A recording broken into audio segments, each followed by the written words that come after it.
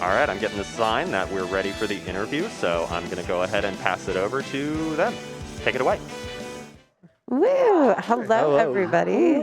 Yeehaw! Yeehaw! We're here for our Octopath Traveler 2 interview with quadraaceps and Zero. I definitely am super, super excited for this race that's going to be coming up, but I do have quite a few things that I want to find out. What are the differences between Octopath Traveler 1 and 2, between the games and the speedruns? Well, there's quite a few. Octopath 2 introduced quite a few new mechanics Octopath 1 didn't have. Like, we have a day-night cycle now. We have characters have latent power abilities, which has like gauge fill-up, root combat, and various gameplay that lets me use a special ability. We have joint chapters. That's a big one, especially for any %, where before in Octopath 1, every character only had their own singular chapters. But in Octopath 2, there's 2 chapters where 2 characters have to do things together. So you get a little bit more interaction, and it's much more complex for the routing of the run. Yeah, definitely. I know that like quadraaceps with the routing, this race coming up, you two are doing different routes, correct? Yeah, Am that's I correct. understanding? Yes. Okay, so what is it about these routes that make it so different? What do you do quadraaceps versus like what Zero does for these routes? Okay, so the main difference between our routes is the main DPS that we use. DPS stands for damage per second, or the main carry that we use. The one that's gonna be doing the most damage and carrying our party for pretty much the majority of the run. I'm gonna be using a route which relies on Frone. Frone is the thief character, and she gets really strong skills, AoE skills, particularly one known as Abers. Might know it if you remember Octopath 1. It's also pretty significant there in the full game category. Zero's going to be using a route that relies more on Hikari. He gets a really powerful skill known as Shinjumon Jigiri after completing his chapters. So both routes got their strengths and weaknesses. For example, Frone has the main problem with the Frone route is that she has really high JP requirements. She needs a lot of JP to learn her required skills like Abers and Surpassing Power, or do more damage in this game, actually. It's one of the changes. They changed a lot of names and made us really confused. Whereas with Hikari, he only needs to complete his chapters, and his JP requirement's a lot lower. So it's interesting to see like the differences in routing based around these constraints. Yeah, Hikari has an additional challenge in that Frone is very good, even if she's not your main DPS, so you want to keep her in your party. So Hikari doesn't offer that if it's not the main character, kind of. So for me, I have like one of those party slots to work with in my routing compared to Quadra's route. Yeah, this makes the routing for a route that relies on Frone a lot more flexible when it comes to joint chapters, because you're going to need 2 specific party members in your party. And Frone is going to be in the party most of the times with her paired character, Temenos, which means that the Frone route has 2 extra slots for another pair. Whereas if Zero has to keep Hikari in the party, he's going to have essentially 1 less slot and makes routing joint chapters a little more awkward for him. But of course, with all the routing that he's done, he's managed to circumvent these constraints pretty well. Yeah. It will never be as good as Frone, but it's doable. Yep. Well, I definitely think it's very fascinating to see a race where there's going to be different routes used. But how did this different routes come about within the community and the history behind that? And I wanted to start with you, Zero. Okay, so I think when we first started routing 90% full game, back then it was named after the Superboss, or the main boss, Vide. Me and Joe were the first ones to do runs to my knowledge. He started off with a Frone route that used a surprise character that let you circumvent the JP requirement pretty well. Whereas I didn't use that, and I would just grind JP throughout my run. That would lead to you getting online really late into the run, like 2 hours in, but it worked.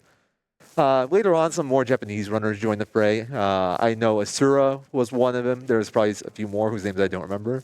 And they started using Hikari DPS, and they were just saying, yeah, Hikari's just better. So at some point, I decided to look into it, try it out, and have my own version of the Hikari route now. And then Quad joined the fray later on, and he optimized the Frone route more as well. So those became the 2 main routes. But there's also a lot of more casual ones where we use, like, say, Casti or Temenos DPS. And probably with time, we'll probably get one for each character, realistically. Interesting. Well, I definitely find it really like neat that through the different routes in this race. It's going to be very fun to watch as a speed run, but also like having that community and how you all developed it together was very, I think, very awesome and everything. And I think my hat, there you go. Yeehaw. But I did have a question for you, Quadra. I wanted to ask about like, what got you into speedrunning Octopath Traveler 2? I was a big fan of the first Octopath Traveler, and so it was pretty natural that I also did work on the second game. Okay. And then same question for you. Very similar. I got into Octopath Traveler 1 because I wanted a shorter speed run, and single stories were great for that. And I really liked running and playing Octopath 1 as well, so Octopath 2 got it on release. Rushed the playthrough, not because I was trying to speedrun, just because I was having such a great time with it. And I figured, why not? Let's speedrun this one as well. Well, I know from my understanding too that there are like, there's a lot of categories between the two games, and a lot of them could be like the shorter or the longer categories. Are there a preference of the categories that you prefer to play or you tend to play over more so? Zero, I'll go with you. I think I can almost speak for both of us here. We both prefer the full game categories much more. Yeah, for sure.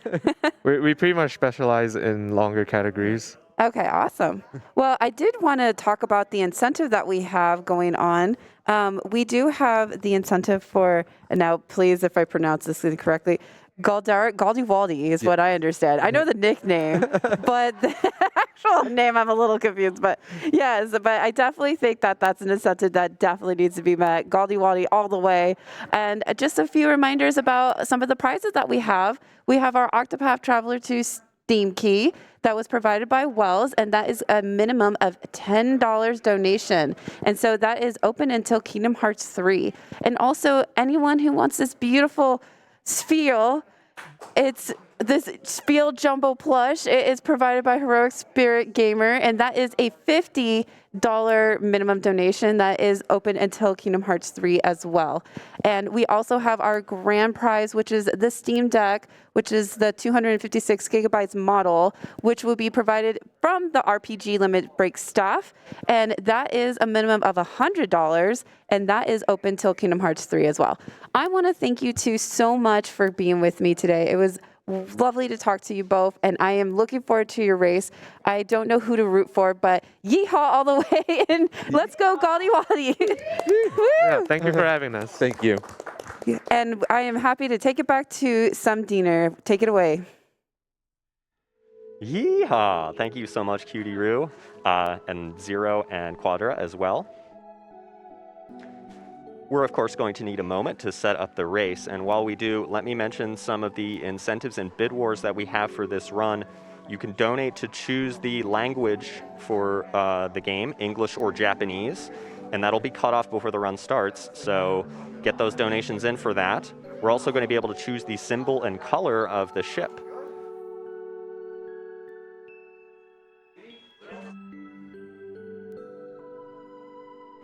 Also, I really want to highlight the extra incentive we have after the race. You've donated for a Superboss exhibition by Sanjan. Thank you so much. But if we can raise even more, that showcase will be done blindfolded. I'd be excited to see that, so let's get that met.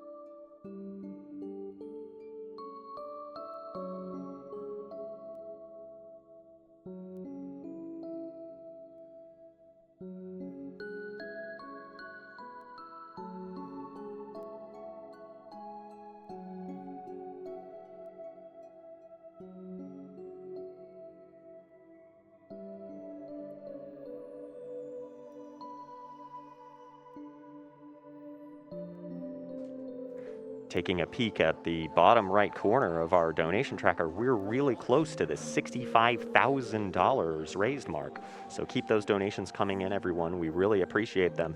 And make sure if you want that Sfeel Jumbo plush, I kind of do, that's a $50 minimum donation.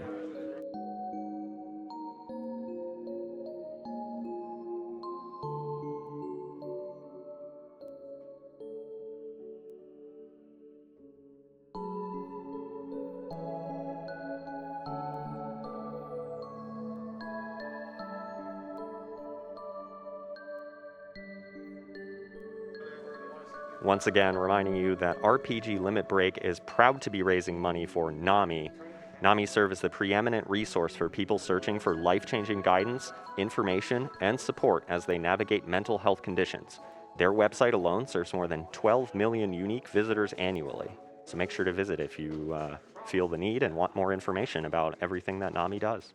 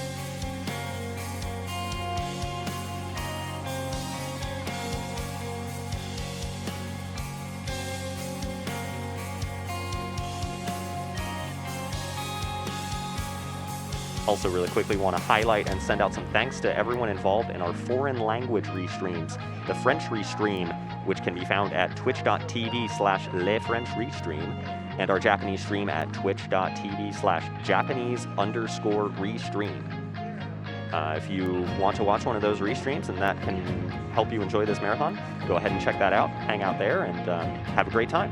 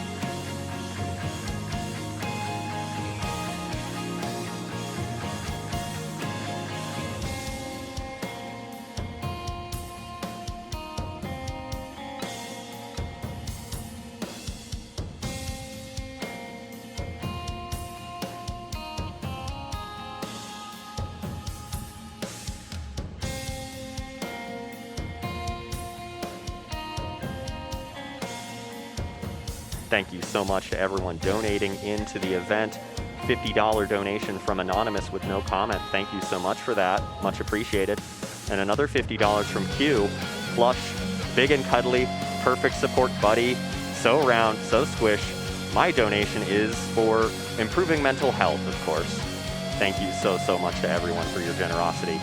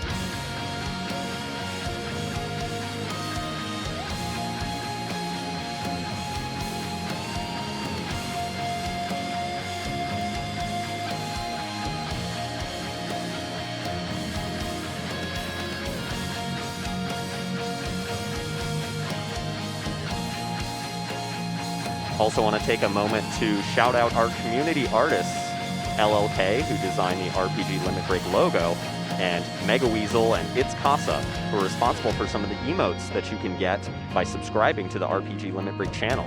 All revenue from the subs and the ads that we run here on our channel will help us run future RPG Limit Break marathons.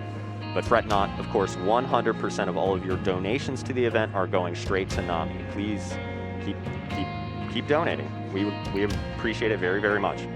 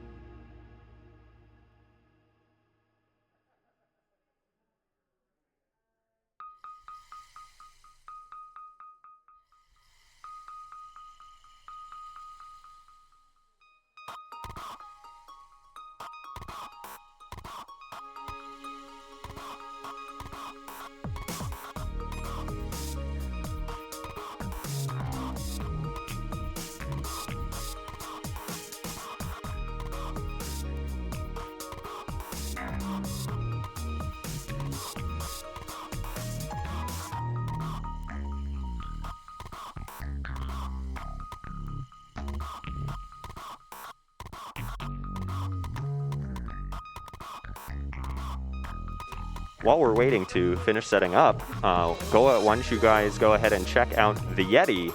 Awesome t-shirts are back for another year, courtesy of the Yeti. That's YETEE, theyeti.com/RPGLB. And remember that the Yeti are donating $5 from each shirt that's sold during the event to Nami.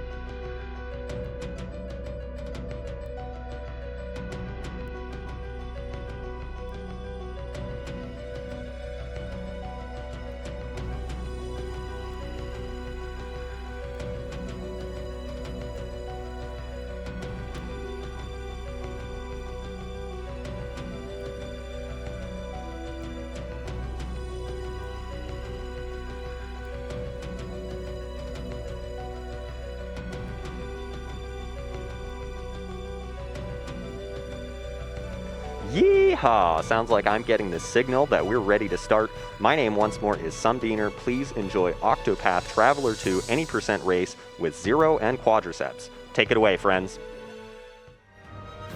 Yo, it's us. Hello. Yeehaw!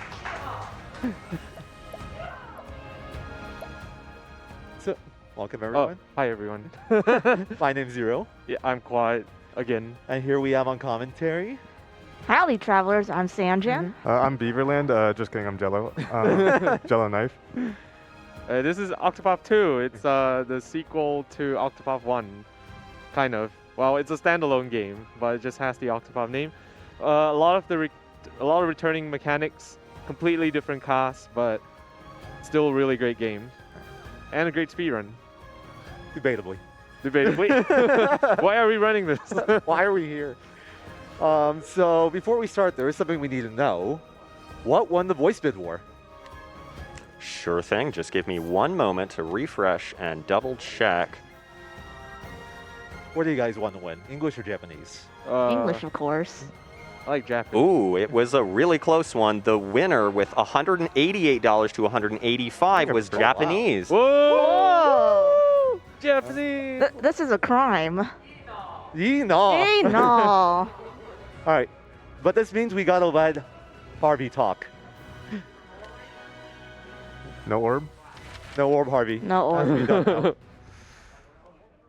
right, so I guess Quadra's doing a new route and starting against Casty. I'll be starting as That's Throne right. We should be more or less good to go. Yeah. Any one of you want to give us a countdown? Sure. So on Yeehaw, 3, 2, 1. Yeehaw! I was watching Quadra so intensely there. All right, so starting off, we get a cutscene skip, but we can also fast forward the cutscenes here. We're also starting with Throne here because she has a lot of requirements, but she's also generally like a very good support character, and Yep. we need to take her around everywhere with us pretty much. And also gets a lot of money, so it's generally always advantageous to start with her. One major difference you might notice right off the bat in Octopath 2 is that, compared to Octopath 1, is that you get double battle speed in battles. So menuing is a lot more important, menuing fast. You can notice that they all walked and got the encounter anyways. That sucks. It's about a 50% chance to get the encounter if you walk. Yeah, and you also are less likely to get encounters when you walk. Yeah, we'll be explaining the the encounter mechanics a bit later here, but here our runners here are just getting introduced to a new path action called Ambush. So one special thing about this game is that they not only added a day and night system, and each kind of like day and night has their own path action. So the day actions are returning from Octopath, but the night path actions are completely new. Also, unironically, this is the hardest fight in the run. Yeah, you also see we got a 2x speed in this game because this game has pretty much quite a bit of really nice quality of life things. Yeah, a lot of people consider it like an upgraded quality of life over Octopath 1 in like almost every way. Besides the whole getting stuck on stairs thing. Yeah, we don't talk about that. Yeah, if you don't talk about that, it won't happen. Anyhow, you also notice that for the cutscene skip, they put it as fast forward. This pretty much also makes the cutscene skip generally a lot faster. Also, for anyone that was hoping to enjoy the story today, I've got bad news for you. Won't be seeing much of it. I'm pretty good at making up the story. I mean, the story can be summed up with yeehaw, and also a lot of our travelers here will be needing Nami. I think the house that they just entered is Throne's house. She's a middle class. Socialites? Yeah, something like that. And she just wanted to grab her groceries before heading out. And you know what those groceries are? She's getting some soul stones. Want to explain soul stones, Jello? Yeah, soul stones are basically fixed damage consumables. You can like throw them like items, and the small ones that they just stole will deal 200 damage to like an unbroken target and 400 damage to a broken target. You'll see what that means later. Basically, broken targets take double damage. And yeah, they're just grabbing a bunch of stuff so that they can murder the first boss really quickly. Yeah, we're pretty much gonna be doing a lot of encounters and fights at pretty low levels, so we're gonna need some help of some unconventional methods of gaming to win. And those soul stones, they deal quite a bit of damage, more than what we can easily do. So coming up here, you're introduced to encounters at night. So this is a Throne's night ability called Blessing of Darkness. It increases your physical attack, your magical attack, and your speed by 1.5 times, and it's actually overpowered. That's why she's, along with another character that we'll be getting soon in the future, a really good support character, or even a main DPS character. Yeah, Throne will deal with this essentially the whole game. She's also an amazing starter because of like her town having really good steals, so she starts off with a lot of money fairly early on, which we will be putting to use really early as well. You see, this place has getting a little bit ahead, but this place has an area called Black Market where you can roll for certain purchases. We're gonna try to buy a ton of soul stones over there. Someone's also gonna try to get the world record. Yeah, you can also see how strong soulstones are. Throne's hits do like 20 damage, but when quadraaceps is throwing a soulstone, it's doing 400. Quickly reduces the boss's HP to a very low number. Yeah, we're also introduced to a new kind of type of ability called Latent Power. So when a character takes damage or breaks, they'll gain points they gain latent power charge, and when they have their own, each traveler has their own unique special abilities when they have full latent power. So in Thornley's case, she gets basically an extra turn, which is going to be incredibly good at parts of the fight. It's probably the best latent power in the game. We had to pick one. Just 2 turns for free is really strong. Yeah, so Quadra and Zero finishing Thorny 1 at around the same time, and they're pretty much off to explore the world. Go ahead. Pretty much from here on, like, the world is open-ended. You can grab travelers or like just randomly explore at your own leisure, and it makes the routing extremely open-ended. Yeah, you might notice that like when they get into an encounter, they'll break the enemy and then run away. That's because when you break every enemy in an encounter, you get a guaranteed flee. Whereas like if you don't do that, it's just up to luck, pretty much. Yeah. Also, congrats on getting caught by surprise, Quadra. Thanks. Woo! Yeehaw! I'm leaving that on the ground. Hopefully this is the only place I get caught by surprise. That's fair. I'm gonna be toxic and say I hope he gets caught by surprise a lot. Might also notice that we're walking some of the screens, or some parts of the screens. This is one of the big differences with the encounter system in Octopath 2 as well, compared to the first game, is that in this game, walking actually makes a big difference in increasing the distance you can travel before you get an encounter, even after you get a skill known as evasive maneuvers, which we're going to get pretty shortly.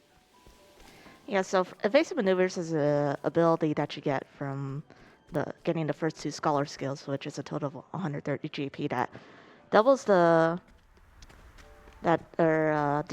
decrements the step counter, it increases the amount of steps that you can take before getting an encounter. So it'll help a lot with exploration. There are some changes that have been performed from Octa 1. Some changes from Octa 1 that kind of nerfed evasive maneuvers in Octopath 2, but it's still extremely strong. Yeah, evasive maneuvers basically makes it so that you it takes twice as long to get an encounter. So I think you should. I think the fireman hat didn't want to. I was sad that we didn't get English voices. yeah, I think so honestly. too. Anyway, here's the black market that Zero alluded to just now. So pretty shortly, I'm going to be Wow. I got a okay. double nice low roll. First try. I think. I filled the mug in the meantime. I got the low roll. Yeah. So these clerics here sell soul stones that should be. Oh. Hi. Oh, what? Oh my god, Hi, that's little actually. cute Octopuff. All right. So Octopuffs are. So they had Kates in Octopath 1, but in Octopath 2 they embraced the Octo in Octopath and added Octopuffs. So these Octopuffs are generally more focused on giving out JP than EXP or like money like Kates I are, think I'm but still probably going to go and get the money just because I'm not confident of the money route. Oh, actually, I definitely do still need the money. yeah. Yeah, you do. Yeah, in a normal case, you would go into the abandoned waterway and kill an encounter here, as well as take an encounter before Chopu Hopu. Oh, I got no encounters. Cool. Easy. That's exactly what I was hoping for. You also want to go to abandoned waterway because there's just a lot of money. Also, maybe Zero will get the world record for Somewhere over 10.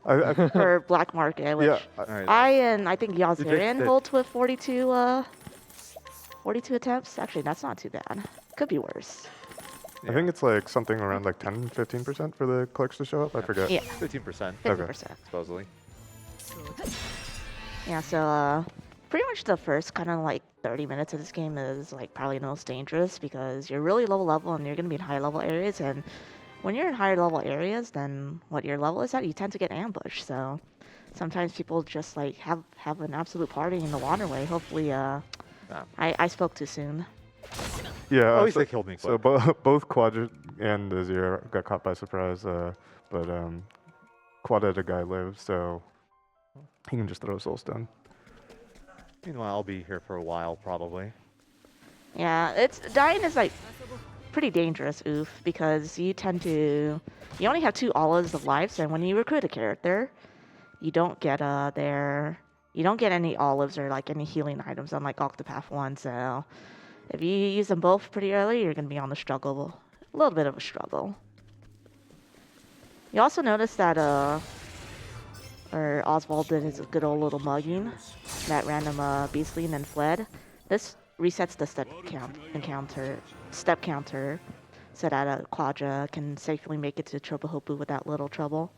Also, Zero got through the good old ambush waterway just fine. We made it! Now we need to get through one more bad screen. For the most part, both of them are just going to different towns and tagging them so that they can warp to them later, and also trying to do stuff in the process, like pick up characters, grab items, etc., etc. Yeah, one special thing to note about the base the step counter in this game is that generally like you have a number between like I think 1,000 and 1,500, and when the step counter goes down to 0, you'll get an encounter. So they changed with the day and night, as well as like just Octopath 2. They did change things in general. When you first enter an area, the step counter is actually only between I think 500 and 1,000. So that basically this means that you'll get your encounters much earlier, and then after the first encounter, it'll be later. So this means that we're pretty much gonna get an encounter like through each area commonly, but we have ways around that. Do you guys mind if I jump in really quickly? Sure.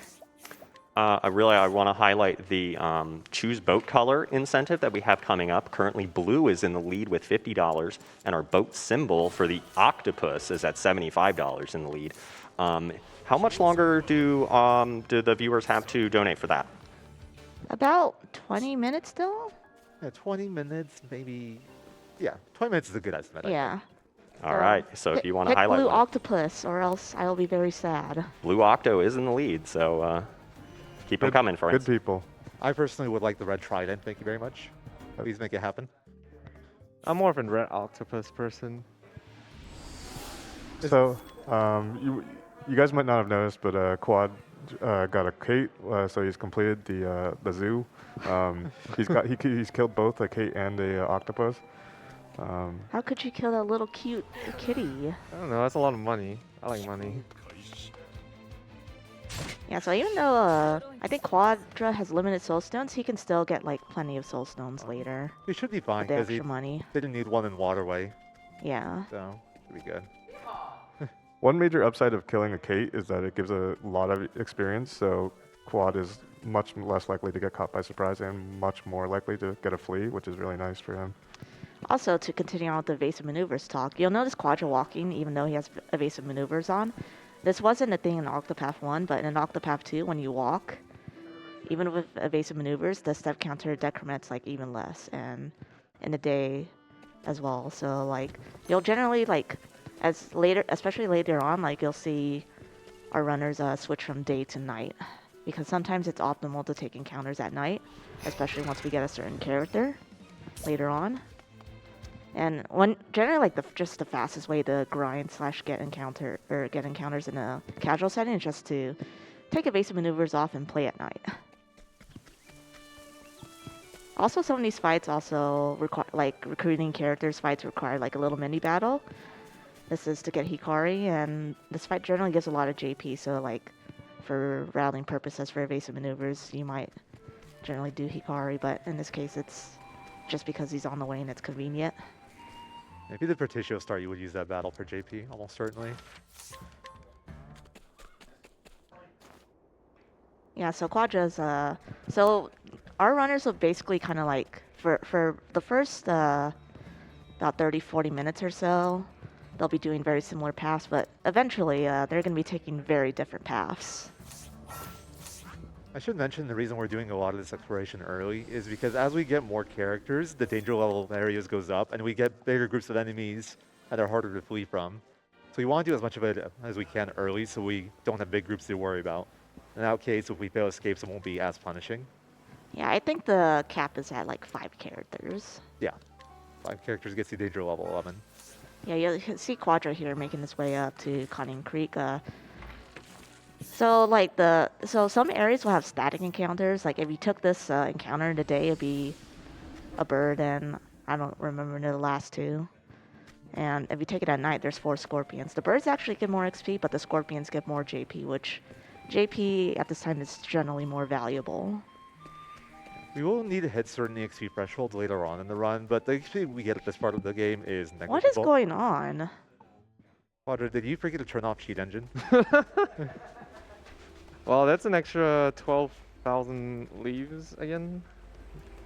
The rich get richer. Looks like I didn't need to go into the waterway in hindsight. Got an opportunity for some donation comments? Yeah, sure. We've got lots of great comments coming in. $100 from Yozarian. Good luck on the run, Zero and Quadra. May you find cultured Kates early and often. Oh, well, there you go. That's why. Thank you, Yos. $25 from Poexel. Silence. Not another word. Book of Demons, grant me more power. I will use whatever it takes to defeat you. Yeehaw! Honestly, the biggest tragedy of not getting English voices was just getting the Not enough yeehaws. not enough yeehaw. That's a yeehaw moment if I've ever seen one. But we get the good Harvey lines, though. True. Remember, whoever's ahead has to listen to the lines. I'm totally not biased at the moment. Yeah, so we went to Conning Creek to be able to round up a couple items here, because as well as Channel Brine. We wanted to buy like items here to get the secret class, not so secret, but it's like a other job class inventor. Inventor has some really overpowered skills and abilities, and actually, and the first ability we get is probably the most overpowered ability of them all, which is called a Step Ahead. Would you like to explain the Step Ahead, Jello? Yeah, Step Ahead basically just takes 2 inventions to get. So Quad went to Conning Creek and grabbed all the stuff he needed to get those 2 inventions. And what it lets you do is it lets your characters get a turn before the enemies in like every scenario where you aren't surprised. That's really strong because getting 4 actions before any enemy can get an action guaranteed is a lot of good, I guess. It's very uninteractive, though, so that is a downside. Yeah, you basically won't get to see bosses do any abilities, because we'll basically beat up the bosses before they get to do anything. It's peak interactivity. Yeah, and as an added perk, the first turn that you do get ahead of the enemy, you also get the extra BP regen, which is like the boost currency, basically, which means you can later on you can do some really ridiculous stuff by like the start of turn 2. I should also mention that counts as a turn 0, not a turn 1, which matters for things like the JP bonus in this game. So if you clear a battle in 1 turn in this game, you get 10% more JP from the fight, and that matters for like quite a bit for us because our JP is very tight. So Step Ahead giving us an extra turn to work with helps a ton. Yeah, also generally, Inventor just has some extremely strong abilities. There's just the main downside is once you use it, you have to like spend a turn to recharge it. But for us, we only need. Oh, Wow. Unlucky. That is extremely unlucky. That's a 1% encounter. I mean, you've been getting 3%. Yeah. What's 1% to you? True. Yeah, first try black market, an Octopath, a Cade, and a Culture Cade. I think Quad can live. I'm not sure though. You got the first try plea too, so it didn't even matter. Yeah, so we're starting here Particio to generally because it's a really nice town to kind of do since we can split our venturing up to two parts, even though like in this case it's just barely or just pretty much about even or loses like 0.3 seconds, but it's just we also need to do other stuff like get the merchant shrine. So Yeah, I think the main reasoning behind this was that even though warping out of Partition Chapter 2 loses about 0.3 seconds, like Sanjan said, you get a merchant class earlier, which will end up saving time on the fight. So it's still better to get it earlier. Plus, you're gonna need it later anyway. And we need to get Inventor before we can go make that trip for Merchant. It's too dangerous otherwise. Yeah. And when we make that Inventor trip, we want to take advantage of the fact that we're already here and get to Clock Bank. Yeah. So there's really no earlier chance that we can go to Crackridge. yeah, Partition's Chapter 2 boss is also really good once we do it because it puts us in a nice area, and also the boss of it, the Partition's Chapter 2 boss gives us a lot of money, which you'll see later. It's hilarious. Yeah, so Zero not too far behind. There's still plenty that can happen. This is the Crackridge area is probably like the most dangerous area. Like even at higher levels, like it can be a little bit sketchy just because you can't kill the force encounter here in 2 hits. Yeah, I like to call And this. 1 hit, sorry. I like to call this place Crack Cringe. Exactly. You'll probably live. You have all that extra EXP. Yeah, like if you know what you're doing, you can probably just see if you can let someone live. But yeah, just for Particio, that's a Yenom moment I've ever seen one. But yeah, it's also a little dangerous for Quadra because I think you only have 1 olive left. Yeah, I just used my last olive. Oh, you so- just used your last olive? So if anyone else dies here, it's going to be a little sketchy. Yeah, Probably have to reload the autosave. yeah. General, either reload the autosave or just take yourself a walk of shame trip to the end. But You can just buy more olives at this rate. Probably. yeah, also true. Yeah, so we have to break this friendly neighborhood armadillo. Yeah, The mini drillbirds die to a light soulstone, but not the armadillo.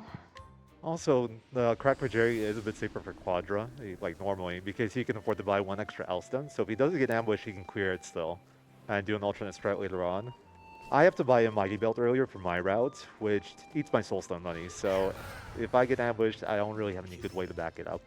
Yeah, that's a really good point that Zero mentioned. In fact, I just used a Wind Soulstone on the large Wind Soulstone on the first Crackridge encounter because I got ambushed, and it was a lot safer to do that. In return, I can't use the Soulstone later in Hikari Chapter 2. I have to use 2 M-stones instead. But it's still it's still a pretty fast fight later. Not gonna lose much time. Yeah, so we're pretty much making our way to finish Particio 2. I think no, I'll explain the higher mechanics later. Got some time for some more donation comments then? We're gonna be headed into the next boss, so perhaps afterward. Oh, sure. Yeah, after the next boss for Quadro, you can read donations, but we're pretty much making our way. Yeah, so in Octopath 1, like, we could basically get through every screen without ever even, like, seeing encounters, but because the first encounter on any given screen is, like, super accelerated, you'll notice that, like, we actually have to figure out creative ways to deal with the encounters, whether they be, like, soulstones or just breaking them or Yeah, whatever. a big one is soulstones. We get force encounters here, and we're generally Quadra. I don't know how tight your JP round is, but having 2 merchants for this fight is just pretty advantageous, and I'm gonna see you even get boost start early. yeah. I might just stick to the original menu because that's the one I'm familiar with.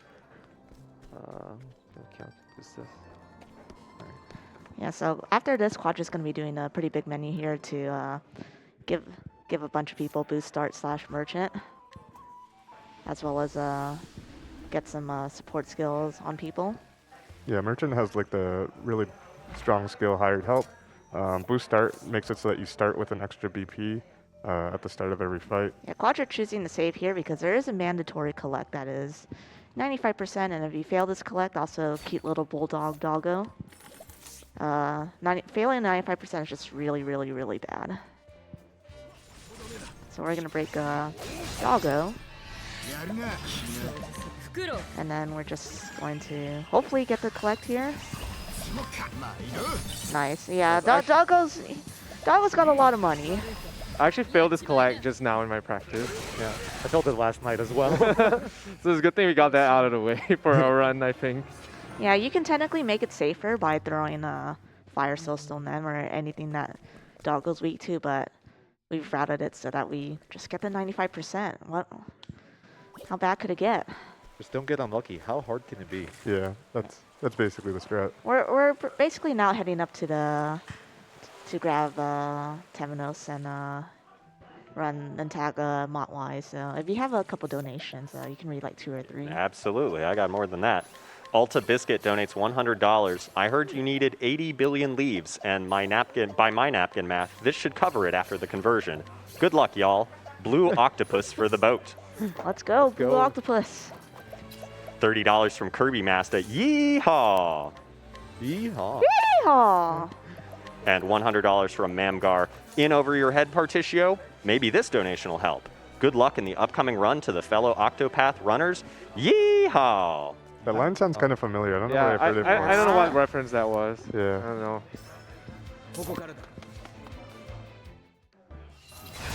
Yeah, okay, I'm headed over to Flame Church right now. We're gonna come back here later, but essentially this is the hometown of our boy Temenos. He's a really good character. We'll probably explain more later. But for now, just keep that in mind. The next place I'm gonna be headed to after Flame Church is Montwise, and that's where we're gonna start Hikari's Chapter 2. This is probably one of the most important chapters in the run because it gives us access to one of the most important items in the run as well. Yeah, any percent right now is the only route that Journalite will get this item because you need to do Hikari 2 anyways, and the mini quest where it takes like 40 seconds. But 40 you also seconds. need that's why they also do get merchant early so that they can get merchant to Thurley for it. Yeah, the cost to benefit ratio of getting this item called the Champion's Belt. I'll probably explain that pretty shortly. It's pretty much overwhelmingly likely that it's going to save time. So what it does is it prevents ambushes essentially, so it makes the rest of the run very much safer.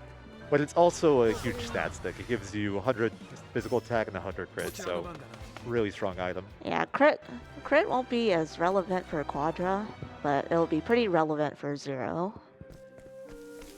Coming up little later on. Those cost us quite a bit to get it though. We have to do a fight that will cost us 30,000 leaves to get through, so it does have its trade-offs, but definitely worth it. Yep. Yeah, it also gives you a reinforcing gem as well. The reinforcing gem's a pretty good item. We do have access to quite a few of them in this run, but it's always nice to just get one for free. I'm choosing to take it in here because Frone died earlier, so she lost all her latent power, but I'm gonna need that later just in case. Yeah, so we're starting up Hikari here. If you just need to know a summation of his story, lots of fights, and getting his crown back, and also getting therapy. Yep. Welcome to Honorable Duels, aka just use some soul stones. I love honorable duels. Oh, it's better than Octa 1 where we just pay people to fight for us. I mean, Surely he's not gonna do that. yeah, surely Hikari's more honorable than Oberic. I don't know about that one. Yeah, same. Also, I'm getting kind of unlucky here. Failed 4 escapes already. 5 escapes on the way to... So this is why they... Montwise. A lot of what they're doing is to get JP for a skill called Evil Ward, and it lets you escape better, and Yeah, they just happen to not need these particular encounters because there are better ways to get more JP later on. They'll be beating the boss that gives lots of JP. I'd clear that Boulderfall one if I could, but I just don't have the Soul Stones available for it. My money for Soulstone routing is really tight. I literally cannot afford to clear it. Yeah, generally, like when you, for the top runners routing this category, like they pretty much route money and items just generally extremely precisely. It'll get more, I believe, more loose later on, but right now, like, they have to pretty much make every soulstone count.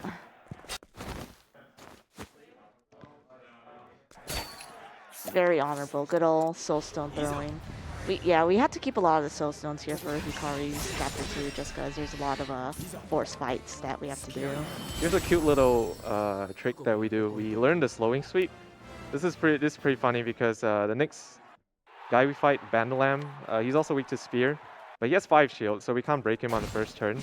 But if he's going before us on the second turn, we can actually use slowing sweep to make him go last. And then this way we can always break him before he does anything. It saves a little bit of time, but it also gives you like an extra 200 leaves because you always get the untouched bonus. Hey, that extra 200 leaves can matter. Yeah, if I've had like the worst version of my money route, I have 300 left before a certain point, so... Also, I literally forgot to mention from Doggo, we love our pay to win. And that's, like basically we deal a lot of damage like very early on with the help of our very fun skill called Hired Help. So Hired Help is this merchant skill where essentially you can pay people to do your dirty work for you. And because we are low level and we don't have much sources of damage, we need people's help for it. And for the low price of 7,000 leaves, these guards will deal about 2,400 damage and pretty much just end poor Bandalam's career. And we didn't even need to lift the sword. Yeah, they're about to end this man's whole career, and it's really incredible how they chose to buff Hired Help instead of nerfing it, considering how much work it does. If you wanted to deal that same amount of damage, you would have to hire vets, which is 30,000 leaves. But in here, for the small price of 7,000, like basically over. About 1/3 less than price. I can't now. 1/4 roughly. 1/4. You can end someone's career. Actually. And Speaking of ending careers, we're also going to end Uranus's career here. That's the champion's belt there. yeah, she has a lot of HP, and we actually specifically needed Throny's Lane in there, depending on the turn order. Yeah, so what Throny's Lane does is it basically lets her take two actions in one turn. Latent powers are basically like every character's like special ability. They added those in this game. It's like the little like colored circle next to the BP meter. And Quad used it to be able to both defend and get armor corrosive off, so that he could go first on the second turn and kill Uranus. Yeah, so it's a good thing I took that in right before I got into the arena. Yeah. For reference, she will hit you for about like 7,000 damage if she gets moved, so really important that she doesn't get to fight. Yeah, right now our runners are actually pretty close here. Yeah. Zero just finishing Hikari 2 as well. Yeah, Zero's gonna get his champion belt as well. You can watch him also throw $30,000 at a gladiator. Yeah. Honorable duel, by the way. So one thing Jello did mention just now was Evil Ward. That's basically the early game meta. So after getting the champion's belt, that's the next thing we're gonna rush to. Any of you want to explain Evil Ward? Sure. So, Evil Ward basically makes it so that you're much more likely to flee encounters in general. It helps a lot for higher level encounters because if they do not have Evil Ward and they walk into like a level 45 area, like their chance of escaping would be just like 1%. But Evil Ward basically helps that quite a bit, and because they have to go. When they go through most high level areas, they're guaranteed to get an encounter, and especially if they don't need to kill it, like being able to use Evil Ward to flee would help a ton. Okay, so a bunch of things happening here. I'm warping out of Oswald Chapter 3 because I'm going to have to go back to the first screen, but it's kind of slow to walk, so I'm going to do something else, which is do Throny's Chapter 2 Mother Path. I'm going to use Patricia's Path action to hire an NPC, which can give me 25% extra money when I sell things. That's going to help out a lot the money route. Yeah, Patricia, when you hire someone with Patricia, they have a variety of different effects. Like they can make your get more money, or you can sell items for more, like Quadra said, or you can get discounts, or like you can even roll the 1% dice to get the item for free. Yeah. Additionally, you can summon them in battle, and they usually have a bunch of different attacks that they can do. Some are pretty good, but for the most part, they're pretty niche. I don't know if we're gonna use them in this run, honestly. Yeah, me too. Yeah, maybe we'll Yeah, get me maybe too. we'll hire the young guy, the young dude. Yeah, yeah. One special thing to note is that they will be pretty much diverging pretty soon, since we have thrown a DPS for Quadra and Hikari DPS for Zero. The big advantage of Hikari DPS is that all Zero needs to do is Hikari's Chapter 5, as well as get about 5100 J or 5200 JP or so. I can't math. 5200 GP is good. You could even make do with like 46, but you definitely want Yeah. 5260 to be precise. Yeah, basically that, and then buying the battle-tested sword, and Hikari's online. Quadra's got a little disadvantage of Throne needing a lot more JP, like 13, 14k JP, because not only do you need deal more damage from the warrior class, as well as the full thief damage set in Abers, as well as the merchant skills. So Quadra's got quite a bit to grind, but don't worry, Quadra's got a ace up its sleeve. Wow. I see what you did there. It's an awesome. It took me a minute to think of that. Okay. I think here Quadra's mostly just doing this for because it's convenient and for money. Stenvor has 15k. Quickly napped it off of him. And Beastlings are another kind of hired help. They remove shields and do slightly more damage than guards. Guards don't really do too much damage when the enemy has shields, so he's opting for Beastlings for this boss. Yeah, Beastlings like deal a decent amount of damage, but they also, as Jello said, they also break shields no matter what type. So like, they're pretty overpowered. Honestly, I'd say they're more overpowered than guards. Maybe even the vets in this game. Yeah, guards are actually, they have an additional effect that's very strong. Every time they hit something, they move their turn back one, which is useful in a few fights. That's true. I forgot about that. Yeah, I believe after Oswald 4 is when our runners here will diverge. Yeah, very slightly. I'll do a different next chapter. I'll still be in the same place. Yeah, Oswald's 4th chapter, the boss and the encounter before it both give a good amount of JP. It's like almost 900, 800 total. So that's a good amount. Oh no, not the meme scrutinize. That one's the worst one. It's 60%, and you have quite a few scrutinizers here. Plus, my money route also needs to steal an additional item called the Dazzling Artwork. You're likely enough to get it, but if you get unlucky, it can make your reputation here a little sketchy. Yeah, one nice quality of life is that if you fail a steal or like if you fail like a steal or like fail too many path actions, you can still do it even though your reputation has gone down. So Quadra here actually using the good old travel banter. So for whatever reason in this game, travel banters have a special property where they act as a encounter reset. Yeah, we're gonna be using that a few times throughout the run just to make sure we don't get encounters, especially when we don't have Evil Ward yet. And later on, even though we have Evil Ward, we kind of still want to run from those high-level encounters, avoid those high-level encounters. I mean. Yeah, Trouble Banter is faster even than the first try play, so whenever you can just guarantee a skip battle, it's good. And also one nice thing here is that like it's somewhat relevant in this route. It's even more relevant in the Galdera route. Oops, the Superboss route. Especially in that you'll see Quadra sometimes just like put on a step ahead and put off a step ahead on people. It's basically rotating a step ahead. Like you generally want it on characters that will do something.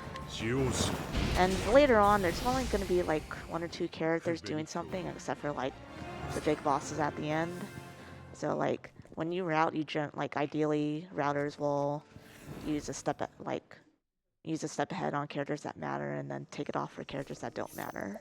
Yeah, actually, fights in this game are like usually like 4 or 5 actions tops. So having like 2, 3 people with a step ahead doing nothing just to like blow up the turn order significantly makes the fight take longer. Yeah, so here we're going to see a little bit of a route divergence starting here for Quadra. He's going to opt to go to Mary Hills. Yeah, Mary Hills is home to probably the biggest EXP source in the game. Well, it is the biggest EXP source in the game. It is the amount of EXP of 4 Chapter 4 bosses, or Chapter 5 bosses in this game. It's a lot, and there's some big EXP thresholds that we have to hit later on in the game. I think Agnia needs to hit 35, Throne needs to hit 34. So assassins will be leveraged to beat those levels.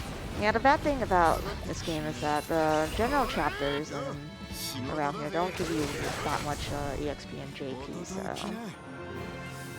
it's like, especially after this, will be still like after a bunch of bosses, except for like a few exceptions, like we'll still be like pretty low level. Like generally at Oswald and I think Hikari generally give you like the most XP for their story. I think that's true. It's That would check out. yeah. You'll also notice that Quad also grabbed the Herb of Serenity. Those are used by Casti for path action, which allows her to put people to sleep. That'll be important later because Casti will need to put someone to sleep, I guess. Yeah. Yeah, Zero opted here to go to Winter Bloom pretty much immediately rather than going to Mary Hills. I believe, Quadra, you went to Mary Hills immediately since later on you won't have certain people in your party that you need, correct? I won't have Temenos in my party later when I'm farming the You assassin. guys are like the same movement on the same screen. I know. Hitting an encounter at the same time. Bear! I won't have Temenos later when I'm going to the assassin, so I want to make sure that I am able to skip the encounter later, so I do want to attack Mary Hills early. Like Jello said, there's also the Herb of Serenity there, which is very convenient for me. Yeah, Zero will opt to go to actually go to Mary Hills quite a bit later on than Quadra would. I'll go right when I need to do that grind fight because I will have Temenos with me. Yes, so Oswald has a passive when you enter every battle. It's called Steady Foe. It takes up like 0.5 seconds. It's really nice casually because it lets you show the weaknesses, but we're speedrunners, we know all the weaknesses. So it's actually a time loss every time we enter an encounter with Oswald. So we're grabbing the Scholar job so that we can get evasive maneuvers on someone that isn't Oswald, and we can give Oswald the boot because Oswald is a time loss. Yeah, just having extra scholars also do help out sometimes. I believe Zero does use Scholar quite a bit in this route, especially in the later part, just to break. Yeah, Elemental Barrage with Temenos' latent power is very good, which we'll be demonstrating later. Just a quick recap on Temenos' latent power is that basically if he uses latent power, like he can take off shields with any hit. So combined with things like Elemental Barrage, you're easily taking 6, 7, 8 shields. Oh, I caught up. They're at the same spot. Yeah, so actually they're going to be doing different stories, I believe. Zero will opt to be doing Casti's Chapter 2, while Quadra will be opting to do Throne's Chapter 2. Yeah, the reason why Zero is doing Casti 2 is actually really interesting and really cool. I'm not sure if he has time to explain right now. Maybe a little because he's just doing the story. I need to get for a menu first, then I can explain. Essentially, for Cassie's Chapter 2, she has 2 of them, and after you finish the second one, it'll put you outside of town. And I'm going to do that in a place where it lets me skip an encounter and save a good bit of travel time. But additionally, we have to pass through that town to get to some other places where we need Casti. And if we enter that town with Casti, we're forced into starting that chapter. What you want to do is early, and then I get the nice spawn point outside that chapter. And then I get to stay along my path without having to do any awkward kind of swaps to avoid that issue of Casti chapter being started. Yeah, you'll notice that both of them actually completed a side quest. That side quest is a really good side quest because it gives you an item called the Rusty Sword. When you turn in the Rusty Sword to a certain NPC, you get an item that could sell for a lot being 100k. And even an extra 25k with Partir Shields hired. Yep. Hired help. And we need a lot of money in both routes. Yeah, so actually, like, this is, I believe after this, Quadra will start rushing to get a boat, which also requires 100,000 leaves. So you have like 4 or 5 minutes tops left before the bonus incentive closes. Make sure, y'all want to make sure Blue Octopus is still winning. Red Trident, let's go. Alright, so I think Zero's fighting a boss from Octopath 1. This is a huge reference. I don't know if you guys know this, but Mick and Mac are actually the boss of Tressa's first chapter in Octopath 1, and this is Mick and Mac right here. They're the pirates in the front. The person in the back's named Pluck. I think she's a reference to nothing. She's an ad in that fight. Mick and Mac are the real bosses. But they died of beastlings too. Yeah, they died to our hired help within like you blink and they fell over. Unfortunate. So Quadra's in the creepypasta screen. We also call this Beaverland, which is actually only what I call it. But It's the land of beavers. yeah, it's just sometime randomly. It's like a fixed time. The screen will just go all creepy mode on you and spawn like a shadow encounter, and you can just break it and flee and run away. It's Yeah, not they're super actually dangerous. generally pretty tough, but you just break it and flee because it'll take a while to kill it, and we don't want to spend all that time. It's also an incredibly difficult fleet for some reason. I think it's maybe considered a level 50 encounter, because we will be seeing something like this later on in the run. No, it's at level 50. Ooh, uh-oh. So yeah, because Quadra doesn't need the encounter, he's just gonna try to flee, and even with Evil Ward, you can fail encounters here just because you're really high level. Ideally, you want to get this either first or second try, and if you don't get it within those 2 tries, people just start dying. Yeah, this is an interesting screen because the encounter during the day is not static, but the encounter at night is static. So I think Zero is actually going to switch to night before he gets an encounter, so that he makes the encounter fixed, and then he's going to kill it because he knows how to kill this encounter. Well, he surprised it. Nice. This is actually That's bad. This was Yeah. the time. Yeah, this is kind of bad because we have to go through everyone else's turn. Quadra opted not to kill the encounter because he just doesn't need it. Yeah, this gets me my evil ward, so it's necessary. And the NPC that Quadra's talking to is a set NPC that basically turns your rusty sword into money, and money's good. Yeah. Also, Bowden Sun is probably good time to close. I think Quadra's going there next. You still have like 30 second stops because it'll be a pretty short time before we fight Will, since we have to do like 1 or 2 more things here. But Yeah, that's a lot of time to donate for Blue Octopus. oh, you're just getting it immediately. I forgot. Yeah, so we'll need a boat and set up here like pretty much right now. Sure, just give me 1 second to refresh and make sure I've got the correct one. Good news, it's Blue Octopus. Let's go. Yeehaw. Wait, am I the only one happy about that? You got one part right, which is the octopus part.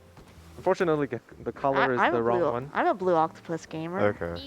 Blue Octopus is cool. Yeah, the commentators are big fans of Blue Octopus. Yeah. Because it's blue and it's octopus. I think it's pretty self-explanatory, really. I didn't love it, but Joe was the first one to finish the 98% run, and he picked Blue Octopus, so I did it just because it made sense. If he did it, it must be good. I think it's a time loss, but I don't think a single any percent runner has completed a run without picking their ship. That's sadly not true. There's a certain tryhard to my left. Started going white boats. I think that's legal. I think so too. I think that should be disqualified. Anyhow, yeah, Zero and Quadra are taking quite different routes now. Quadra opting to tag Rock Island first, whereas Zero's taking a friendly neighborhood stroll through Stormhail. Yeah. The reason I need to do this now is because unlike Quadra, I will not be able to ambush to get through here, and I need to get through here to do Hikari 4. So the best way for me to clear that guard is with Casty, who I'll be kicking from my party fairly soon. So it needs to be done within like the next 5 minutes. You'll notice that now that because they have Evil Ward, which like significantly raises the chance you flee, we don't know the actual number, but we just know we want it. They're opting for fleeing from everything as opposed to like throwing soul stones and stuff because it's actually a reasonable chance to get away. At this point, we don't actually have a good way to kill outside of hired help. So for every kill we try to do here, we'd have to burn like 7,000 at least. Catapult is still a little bit too weak at this point, and soul stones don't quite clear these. Yeah, I said reasonable chance to flee, but I think I jinxed it. Yeah, the general like third step for these runners is to since they got Arms Master, they got a skill, but they want to get 2 more Arms Master skills to be able to get a very powerful support skill and peak performance. So the easiest places to get these 2 rusty items are in the Shipwreck of the Empress as well as in Timberrain. In Timberrain, you'll need Casty with Fuse because the guard is really high level, so, or the person that's guarding that chest is very high level, so. Yeah, Timberrain has a weird property of being faster to get to if you go through the desert than if you go from Ores Rush. So Quad has to do Casty Chapter 2 because it's basically on the way, but he wants Casty in the party for Timberrain, so basically he's just doing this chapter as he's passing by. The spear in Timberrain is guarded by a really angry spear guy, but Casty can put him to sleep, so that's nice. Yeah, that's why we need the Herb of Serenity for. He needs 2 Herbs of Serenity to be put to sleep, which is quite a lot. That's kind of why we needed to make sure we gather enough Herb of Serenity. Yeah, they're non-truly together. There's like one every now and then, one option NPCs. You can't buy them at any shop or anything like that. Yeah, they're fairly limited. That's a whale. That's me in Genshin Impact.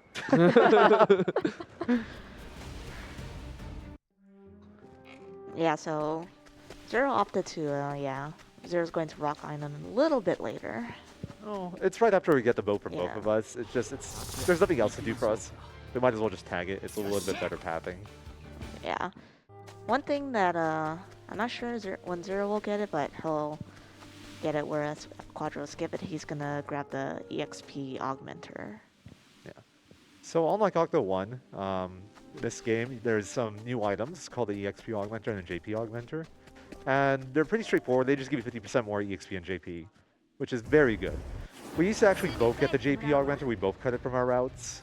No, I still need the EXP augmenter. I won't be able to hit the EXP threshold for Agnia and Frone, whereas Quadra will be able to. Yeah, this game's kind of weird in that if you do like all the chapters and skip every encounter, you just don't hit the levels required to advance the story. So you actually either have to kill stuff or you have to kill the foreign assassins outside Mary Hills with a lot of EXP bonuses. There's also some other skills that we don't use called Hard Worker and Extra Experience. They're carried over from Octopath 1, but in this game they're much easier to get. They also got a nerf. Yeah.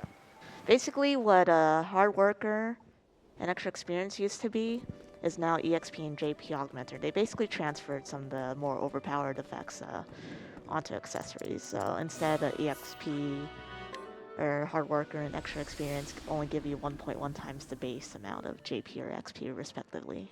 So since Quadra's using Throne as his DPS, he has to actually grab the warrior job because attached to the warrior job is deal more damage, the last passive, which allows you to exceed quad 9 damage. So I see what you're doing there. yeah, I didn't even think of that. But since Zero is running a Hakari DPS, he doesn't actually need to grab the warrior job because Hakari is a warrior and has access to that skill in and of itself.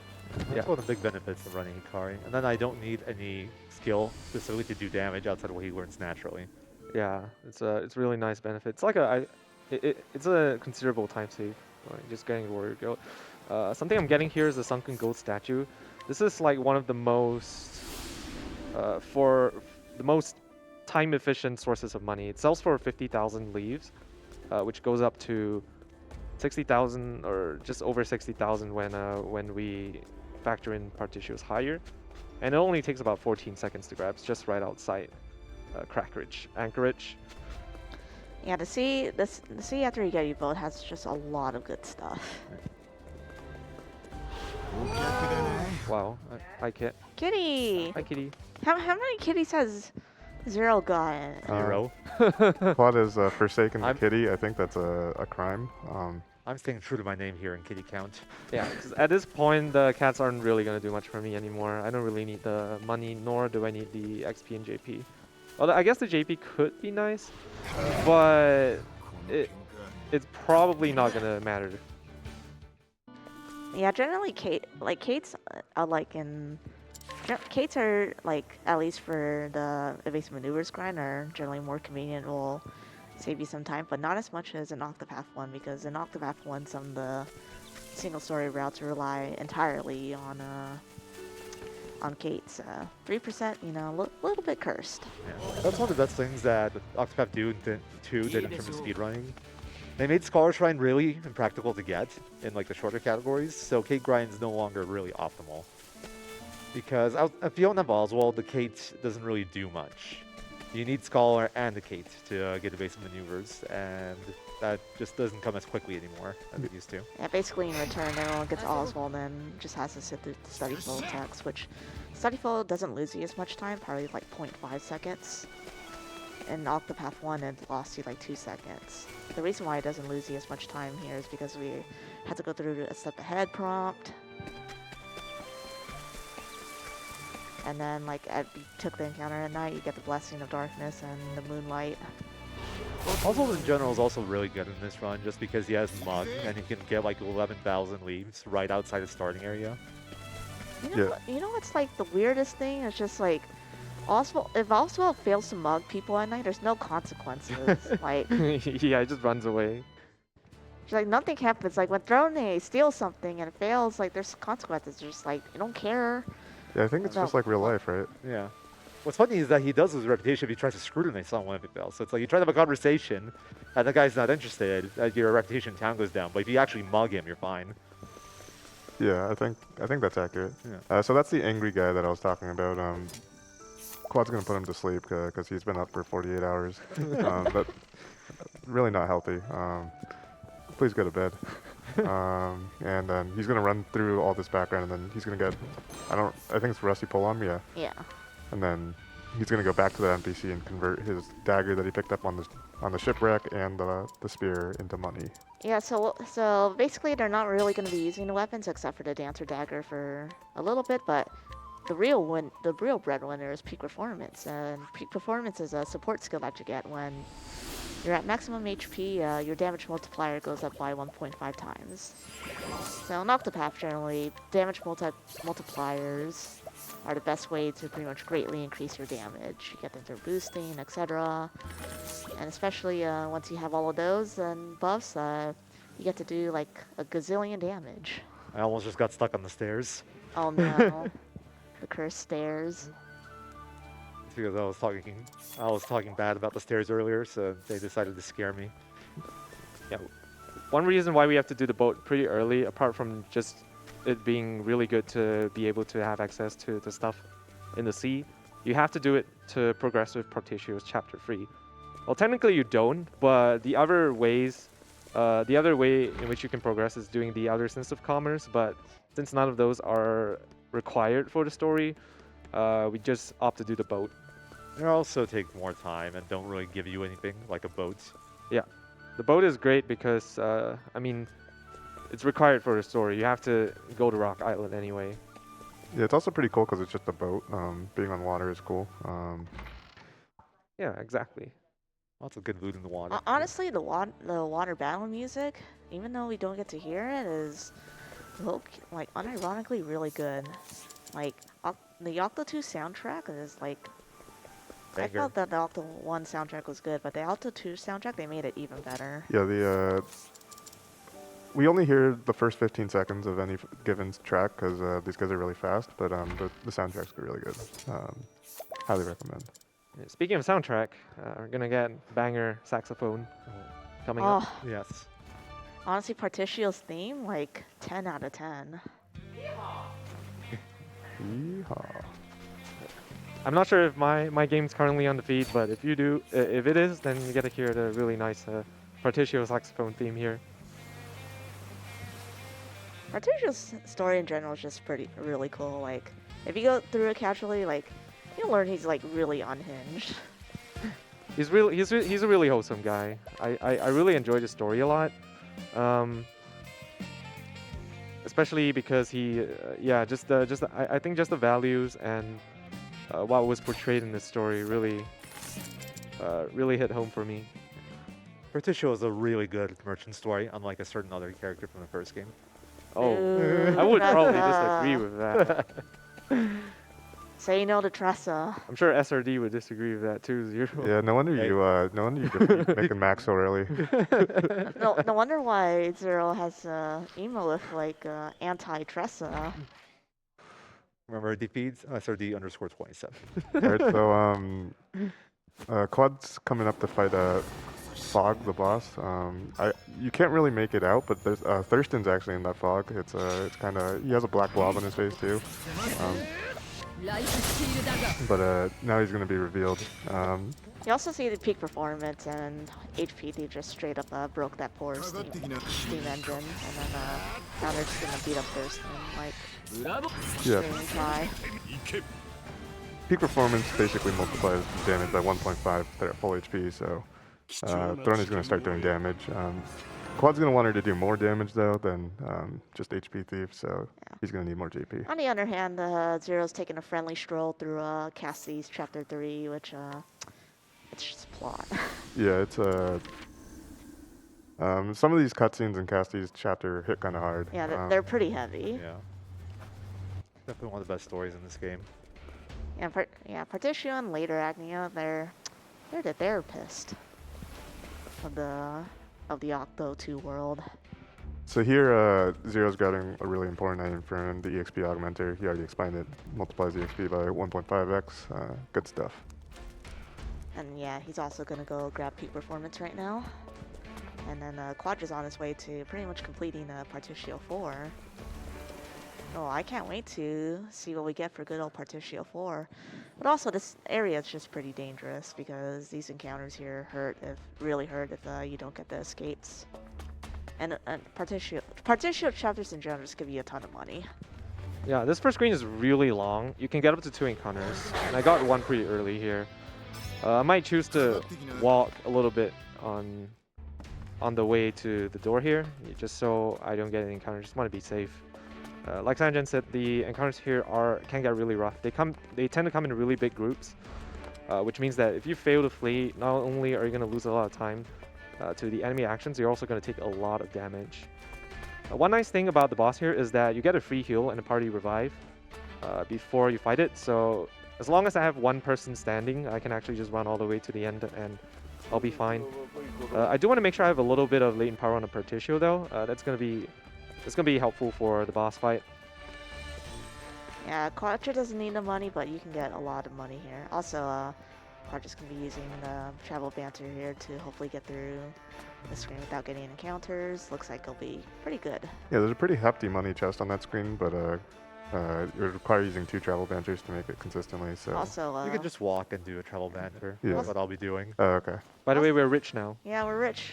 Yeah, thanks to 80 Alta's billion leaves. thanks to Thanks, Alta's Alta. yeah, thanks to Alta's donation, we can now buy that buy that 80 billion leaves.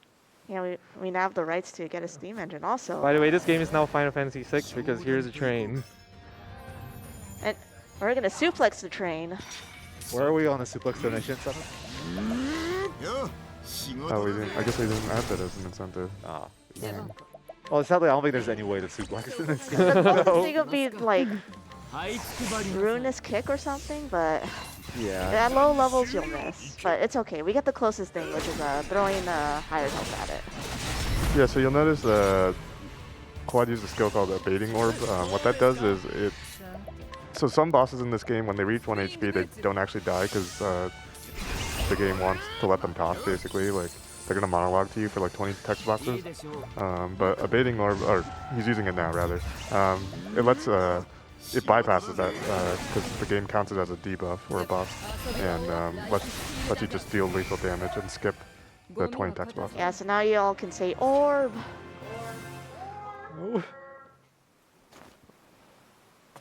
Also notice I collected a train for 52,000 leaves because trains are really valuable. Yeah, we all know that the richest Rock's entities are loaded. dogs and trains. Yeah. Yeah. Yeah, dogs and trains are loaded. That's what we learned from Partitio's story. Yeah, the train's a really good source of money, especially because I'm gonna need a lot of money coming up pretty soon. This is our first joint chapter of the game, Aspa and Partitio. Don't really need to do it now, but there is I do want to get Hikari in the party for something, so I'm gonna make use of the tavern here because I have to come to the tavern anyway. Yeah, Zero's also making his way through Partitio 3. Pretty much done slightly differently, as you see. We have Hikari since Hikari's just gonna need some JP. I believe the thresholds for Hikari just really tight in general. Yeah. to the point where if I miss out on any of the JP bonuses from like 2-turning or 1-turning bosses, I will not make it without doing a little bit of extra fighting. Also, to introduce joint chapters, this is a new feature in this game, in Octopath, to address, the general issue of my travelers don't interact with each other very much. It's 8 separate stories. They tried to kind of like fix it here with the joint chapters here. So you have Agni and Hikari, Oswald and Particio, Throne and Temenos, and Cassie and Ochette. And just basically you do, but it's very complicated, especially in 90%, so we have to do it. So to do it, and we also see like a lot of the routing for Quadra and Zero's route, just like it has to be centered around like dealing with these joint stories as best as possible. Oh. Yeah, so Quadra's gonna scrutinize the guy in front of the shop and bribe the other guy to get 2 useful pieces of information, and then run towards the mansion. What are you getting? What's happening? The building's here? called Alron's. The building's called Alron's estate. I don't know why that is though. That's kind of weird. It might be. He to do with like 80 billion leaves. It's Misha. I'm gonna get Misha. So this is basically what Quad has been collecting money for. Yeah, and also rushing Partitio's chapters. This man is the most expensive man in the world. He costs a lot. But he's also got a few tricks up his sleeve. So we're actually going to be using Auron. There's a reason why we went all this way to grab him and why we are all mysterious about it. So we're grabbing Agnia here. And then we're gonna go do our friendly neighborhood assassins. Would you? Yeah, so Throne needs to hit level 34, and Agni needs to hit level 35, so Quad puts Agni in the party because assassins give a lot of EXP, and getting her that EXP is especially useful. But we've got a couple. This is actually like honestly one of the most coolest fights because I'm just gonna let the music play.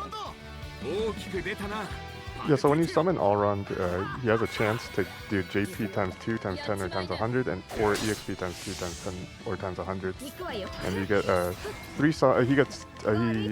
he rolls twice per use, and you can use him 3 times, so you get 6 rolls. And I think Quad is going for EXP times 10 and JP times 10. Yeah, you just need EXP times 10, so this is like bewildering this, but much nicer. This is about 66% chance. Zero is eagerly anticipating the result here. I'm watching your screen your screen more than I'm watching my screen right now. Yeah. The really cool strategy with this as well is that Quadra uses cast these concoct here to put them to sleep, and this is pretty much the amount of attempts you have before you gotta take the L. Okay, not bad. Okay, so Quad got both EXP times 10 and JP times 10, so he's free to kill them, and he's going to get a lot of EXP because a lot of EXP times 10 is a lot more EXP. I'm pretty good at math. Yeah, so you're going to get 74,000, or is it 7,200? I think it's 72,000 Okay. EXP. And pretty much that shoots us up to level 50, and also gives us 12,000 JP. Or Yeah. is it 9,000? I can't math. I'm sorry. It's a lot. We'll go with that. Yeah, we'll just say a lot. It's and somewhere around 6,000, right? a whole truckload. And so that's how we're gonna get all that JP we need for Throne. But since Quadra got EXP 10, we actually need to do a little bit more. Yeah, optimally you want to get XP 100, but that's not the most likely. Fortunately, XP 10 will be sufficient for pretty much the rest of the run. You do get some bonuses and perks that come with getting a times 100 multiplier, either for XP or JP. But those don't tend to save like a ton of time, all things considered. Yeah. The main blocker for routing this game was surprisingly Agni and Thurne's levels, because there's not a lot of EXP in this game, so using Alron pretty much just bypasses that requirement, which is really nice. Yeah, Zero generally has to route around that and has to worry about that since Auron is very much not really worth for Hikari since he gets the damage as well as He doesn't need as much JP. Also, yeah, Zero's also opting to finish Partition 4 early just because it gives you a lot of money and I can cook And drink. partition for my party after yeah, this. and Nice. you can basically Zero wants to get rid of Yeehaw man. Yeah, Zero's not a fan of That's me. cowboys, so he's trying to get him rid Hey, of fast. Yeah. That's not true. We'll also be keeping him for a while longer. Got an opportunity for some more donation comments? Yeah, Sure. should be good. Okay, great. $27 from Suiko fan. Zero is my favorite speedrunner and cosplayer. Oh. Looking forward to his cosplay of Partitio's final boss. I don't know how I'm supposed to pull that off. I'll help. Thank you. I'll be the back. I'll be the back car. $15 from Verzel. Let's see if the Superboss can handle these hands. These hands. And $10 from My Hero Zero. Yeehaw! Here's a $10 Arrow of Fortune. Now come, little lambs, let's meet that Blindfold Superboss incentive. Let's go. The Super Boss by itself is just an incredibly cool fight. So Blindfolded is just insane. It's a gorgeous Yeah. fight. Really want to It's show a that really off. good fight. Yeah, a lot of people collaborated to come up with the super boss strat, and it's really good. Just as a quick update to that, we're over $1,000 towards that, so less than $500 to go to get that Blindfolded Superboss. I would very much like to see that, so keep those donations coming. Yeah, it's a very good fight. It's a pretty precise fight. Y'all are gonna love it. So essentially what I'm doing in my route now is that I'm going to start to prepare Froni. So she's not exactly ready yet. She still needs a little bit more JP. And to do that, I'm going to do Oswald Chapter 5. Along the way, I'm also going to gather nuts and some more items for her to gear her up. Yeah, even though Quadra did outrun, there's still just a couple more things that he has to do to be pretty much fully online. Yeah. If Quad went around killing things, he could kill a lot of things, but he wants to gear up Throne Age so he can meet certain damage thresholds and just be able to one-turn things rather than have them live. Yeah, I believe you're also opting to start Oswald 5. Are you gonna do the thing? Oh, yeah, sure. I'll do it. You gotta do it for the fans. I don't know how it's going to work out, though, but... Is your money tight? Do you have money to just beastlings after? Because after the dialogue, you could just beastlings X4. Oh, yeah, wait, you I have, do actually, a because billion I do have the extra kitty. leaves from all the little kitties you murdered. Don't forget about the octopuses he murdered. Yeah, an octopi. Yeah, here Oswald's really mad at these guys, so he's paying a lot of money to get rid of their curse. Yeah, at least there's no honor. He ain't an honorable guy. He's just mugging people. Generally, around this point, especially because you're selling two really valuable weapons, you just have a ton of money to go through. But you also, especially for some of these fights, just burn through money really quick. Yeah, this is Raime. She's a 5-star unit in Genshin. Yeah. She has a really, She wields really a pole good. arm, and And she also has a lot of money. thunder Yeah, element. she's also rich. She's also a queen. She's totally a Genshin character, right? Her battle sprite is really good. I love it. Yeah, she's one of the coolest characters in the game. I think she's Quadra's favorite, if I'm not mistaken. Yeah, that's objectively correct. Yeah, I think she might be my 35th favorite girl. So who's yours? Well, we all know it's Mother. Yeah, Mother's my favorite girl. I love Mother. This possessed person that Quad's fighting is probably my second favorite. One thing that's interesting about all these fights that Quad is throwing money at is that they have pretty varying HP values. So you actually end up using different hired helps for different HP values. I think Quad's gonna throw veterans at this one because this one's particularly tanky.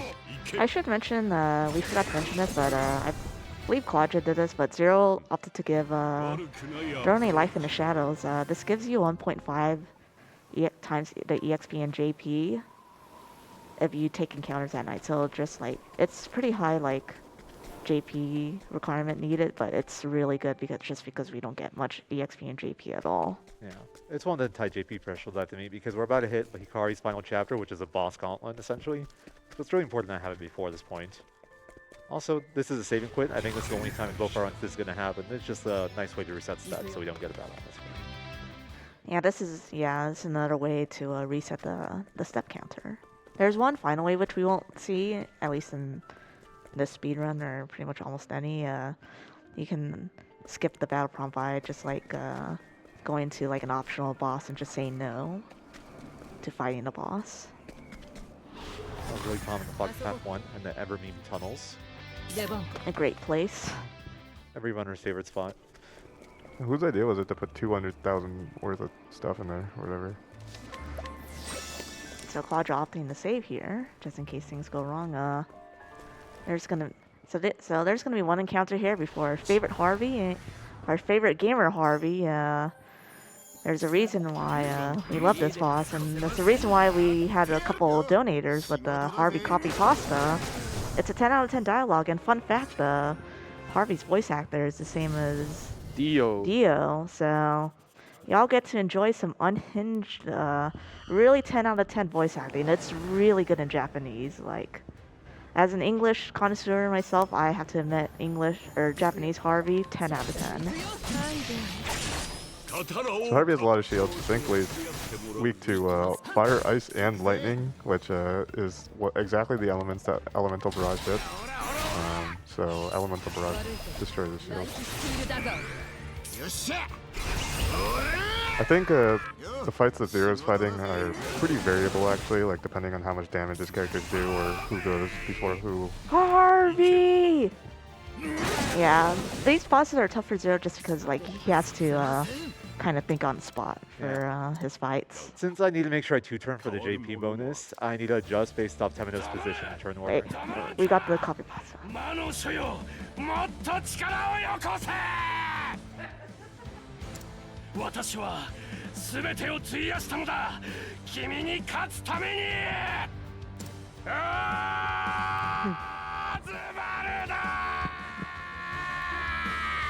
Wow. I'll give a clap for that. 10 out of 10 voice acting from Dio. No, I kind of skipped over Oswald's one, but I realized he wasn't that important anyway. He said what he had to say. And not only for the Harvey fight, you just baiting orb and just end his career as a scholar. Probably just. Oh wait, I need to do the beast link. Yeah, you need to beast leans. That's fine. He's first next time. Let's do it again. Harvey! Anyways, I hope you all enjoyed that little show. On the right, Zero's or Hikari's getting his therapy session. I like how Oswald shot at Harvey even though he wasn't there anymore. That's true. He got poked by a spear. Yeah, so here on Zero's screen, we're send the best way to get therapy is just to throw a bunch of hired help at it, at your inner demons. Turns out therapy is not cheap. So the boss before this therapy session is Mugen. It's a guy on a horse. That's a reference to Werner in Octopath 1, who's also on a horse indoors. Also the warrior class final boss. Yeah. Oh yeah, this is like while this is happening here, while we're getting our therapy, Mugen is fusing with his horse right now to become the next fight we will be doing. I said I wouldn't say that, but you said it for me.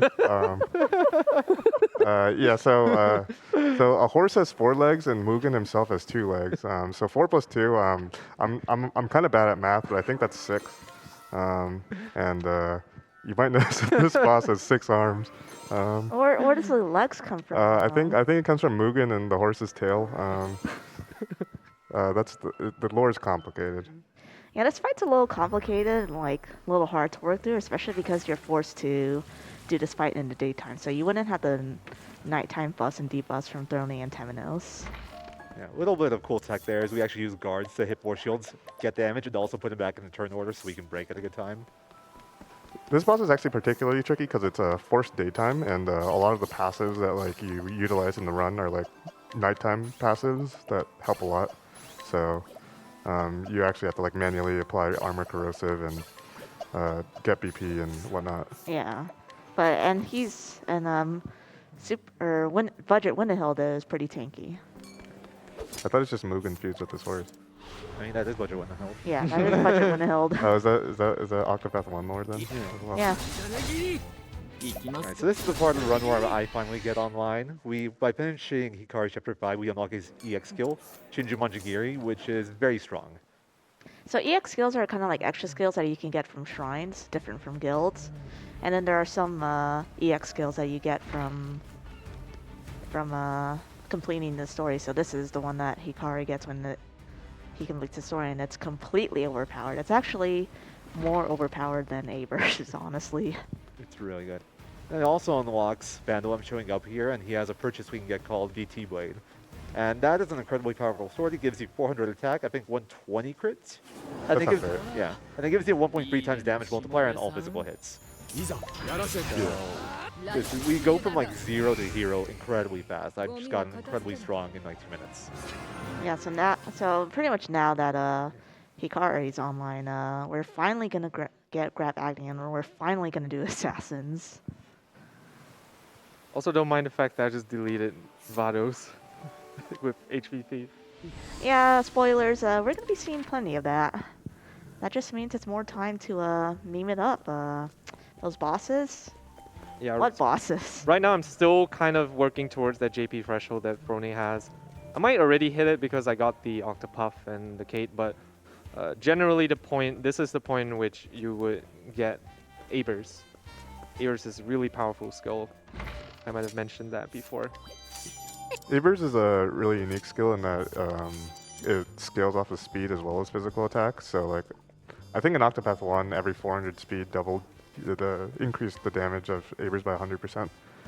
We don't know if it's the same in this game, but I assume it is. It generally scales harder off of physical attack than speed, but you still get a decent amount off of speed. Basically, hitting Penta 9s isn't too uncommon with Aber's, with a good amount of speed and a lot of physical attack. Yeah, it does have some drawbacks. One being it's a divine skill, so it takes a lot of JP to learn. You can also only use it at max boost. Unlike Shinju Manjigiri, you can use a times 3 boost, so congrats on missing 10% Agnia. And Aber's also is only limited to 1 hit, whereas Shinju Manjigiri can hit twice, so it can actually bypass the damage cap of that Aber's has. Probably I never quite get that strong, but it can do it. Say Shinju Manjigiri 40 times in a row. I'll do it. But I don't think that'd make for good commentary. I mean, you would basically roll your head on the desk, on the keyboard, and then just like it presses Shinju Manjigiri, and then everything dies. So Zero's fight isn't nearly as flashy as putting things to sleep and then having a guy say "in over your head, Petitio," but in Japanese. He kills them really quickly. Yeah, basically, we just slam our head on our keyboards or your controller and press Shinju Manjigiri to win. And then on the left side, you just slam your head on the keyboard or controller and press Aber's to win. After defending once, usually. So yeah, we're now at the point where both of our runners have their characters online, and we're pretty much opting to no longer pay to win because pay to win is lame. Yeah. We have real skills now. For those of you like church girls, shout outs to Frone wearing the nun costume. Frone's cleric costume is 10 out of 10. So there's pretty much yeah, pretty much from here on, they're going to be routing, like, just cleaning up stories and then essentially routing around whatever their joint chapters need. Because the most complicated thing about joint chapters, especially in Zero's case, is that you need those 2 characters in your party, and generally, like, they'll interrupt other stories. There's complicated mechanics behind it that escape my mind, but especially in Zero's case, because Hikari is a DPS and not Throne, he's going to have to either kick Throne or Temenos out, because those 2 are the dynamic be gay, do crime duo. Yeah, according to them, this is my best girl that Quads is fighting. She inflicts mental trauma on people, so she's not actually the best girl. She's probably the worst girl. Don't do that. Don't do what she's doing. And the also unique thing about this is that, like, you're pretty much going to be basically killing stuff without even breaking them. Especially, like, the sort of lower level bosses. The level 45 bosses will generally still require a break, but like you generally want to route around like having the least amount of impactful action as much as possible. Like impactful actions being like random skills or like hired help, which hired help is, you know, pay to win, but it's slow. It'll get pretty slow over time. And you don't have all the money in the world. Yeah, so what I'm trying to do now is I'm just gonna collect the remaining nuts which I need for the route. I'm not sure if we've explained nuts, but they are essentially items that give you permanent stat increases. And the most relevant ones are, for the most part, going to be fortifying nuts, which give physical attack. Since Aber scales off of speed, I'm also going to be getting the light nuts, which give speed. And yeah, so that's going to come from Hikari Chapter 3 and also Agnia Chapter 3, which I'm going to do very shortly after this. So Zero's doing a pretty big menu here to get a bunch of other support skills. You'll notice that Temenos got full power. What full power does is that it basically gives you free latent power at the start of each. Free full latent power, say that 100 times at the beginning of each fight. Yeah, and Temenos' latent power is one of the strongest ones because it allows you to... strongest for speedruns, I should say, but it allows you to break shields without hitting weaknesses, and there are plenty of skills that hit a lot of times, so you can pair that with Temenos' latent power to just basically bypass needing to think about what weaknesses the enemy have. Yeah, generally the common one that you pair with is Scholar with Temenos for Elemental Barrage, but in actuality, Aggressive Slash is actually faster, but since Yeah, Zero but doesn't get Warrior, he doesn't have access to that. Also, goodbye for Komi. Yeah. Hi, bye. Yeah, next few bosses are literally just gonna die instantly. Yeah, this is basically just gonna be a beat up, you know, the little fry around here. So, if you got any announcements or anything like that, you've got some time. Yeah, we've got tons. Thank you so much for everybody donating in. LeGrand Grand donates $100. Yeehaw! Yeehaw! Not sure if I should cheer for my boy Quadraaceps or Zero, who shares my first name. What a dilemma. Well, I guess I'll just cheer for both. Putting my money towards the blindfolded kill of Galdera. Let's go. Felix donates $10. My friends and I love Octopath Traveler 2. Thank you so much for this run, and good luck to both runners. You can probably read a couple more. Musashi219 has $100. Yeehaw! Yeehaw! In addition to working my first RPG limit break, I have to make a donation to see Sanjan tackle Galdera blindfolded. Let's keep those donations coming in so we can make that final day a huge success for raising money for Nami. Pokemon Master donates $50. Unfortunately, I had to work today, so I can't be watching this run live, but I'm hyped for the VOD. This donation goes to the Blindfolded Superboss and a chance at the Jumbo Spiel. And I've got a really exciting announcement. Not only is our donation total very, very close to $67,000, we have met the Blindfolded Superboss Galdera Challenge. So Oh, nice. Let's go. Yeehaw! thank you so much to everybody who donated, and yeehaw! Yeehaw!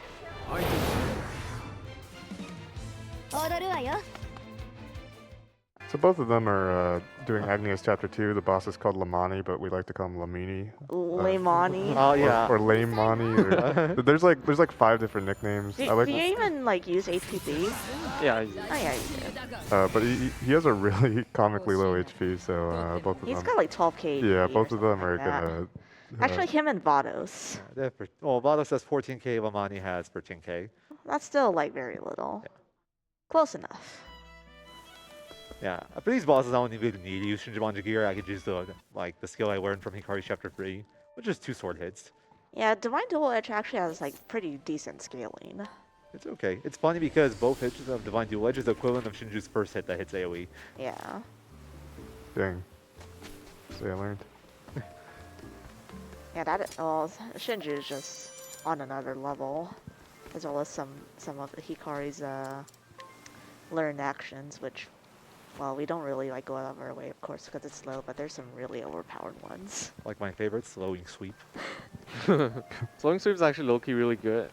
Decreases speed, which is also factored into how likely you are to crit. And I believe there are some challenges which Zero uses it in, Yeah. and essentially guarantees that he'll be able to crit with his Shinju. It's actually funny because I use it in one fight, but I don't use it for the crit reduction. I use it because I need a little bit more damage than a normal spear hit.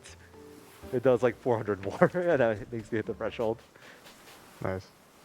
Would any of you like to talk about the crit formula because it's relevant for Uh, humanity? Go for it, Zero.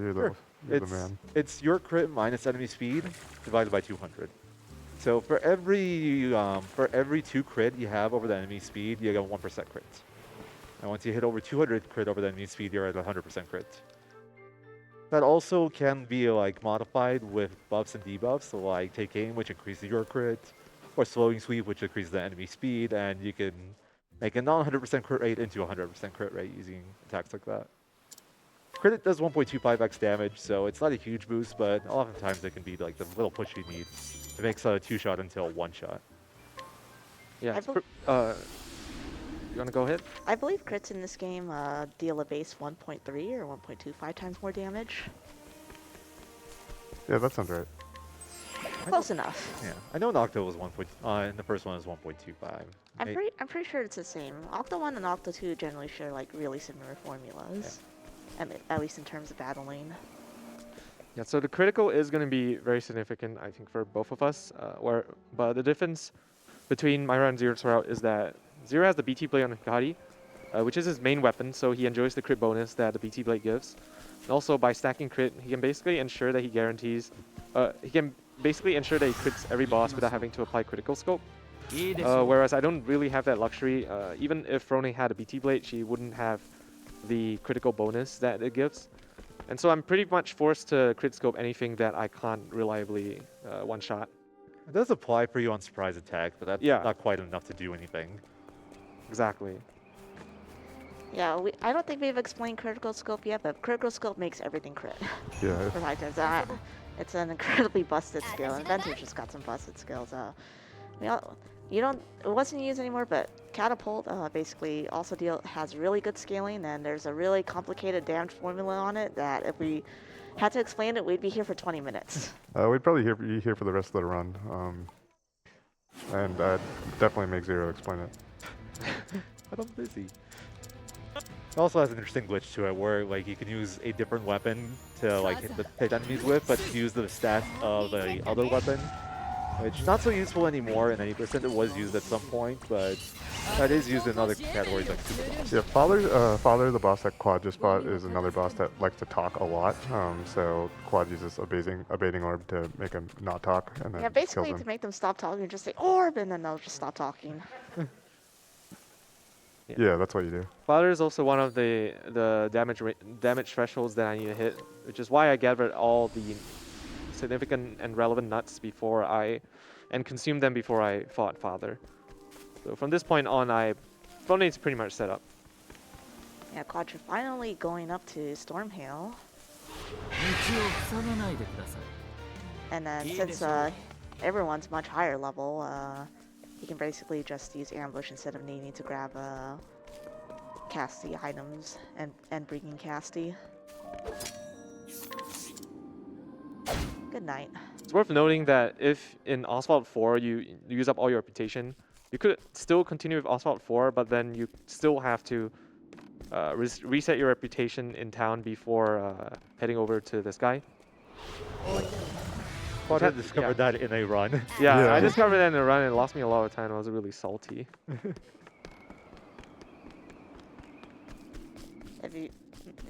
Do we have time for probably a couple more announcements or donations? Yeah, we've got a moment. Sure. Got lots. AE Smith 1313 donates $50. Love the event and this game so much. Good luck to both runners. Yeehaw! Yeehaw. Wait, Zero, did you have a moment? Yeah, I had a moment. Fine. Gotta talk to Lila. Unova Rydrake donates $50 as well. Good luck, Zero and Quadra. Can't wait to see some interactive gameplay with this race. Yep. Yeehaw! Thank you, Yuno. Yeehaw. Uno the goat. Sunny Muffin donates $20. Yeehaw, gamers! Let's see the EXP100 JP100 Almond. Let's see it.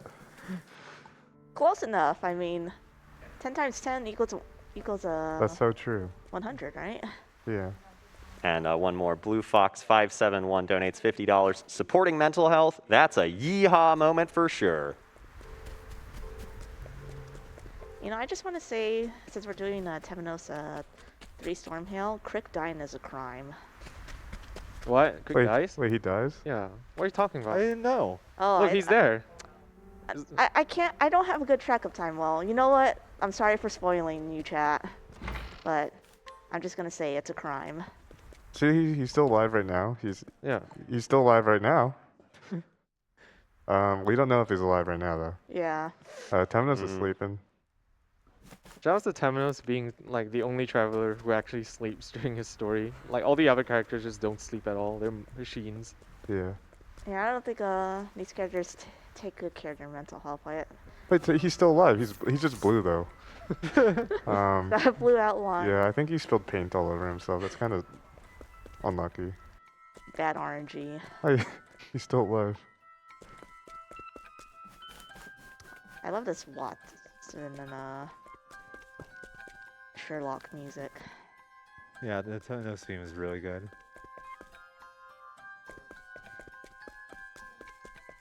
If you don't know, he's kind of like that cleric who likes to, you know, question stuff.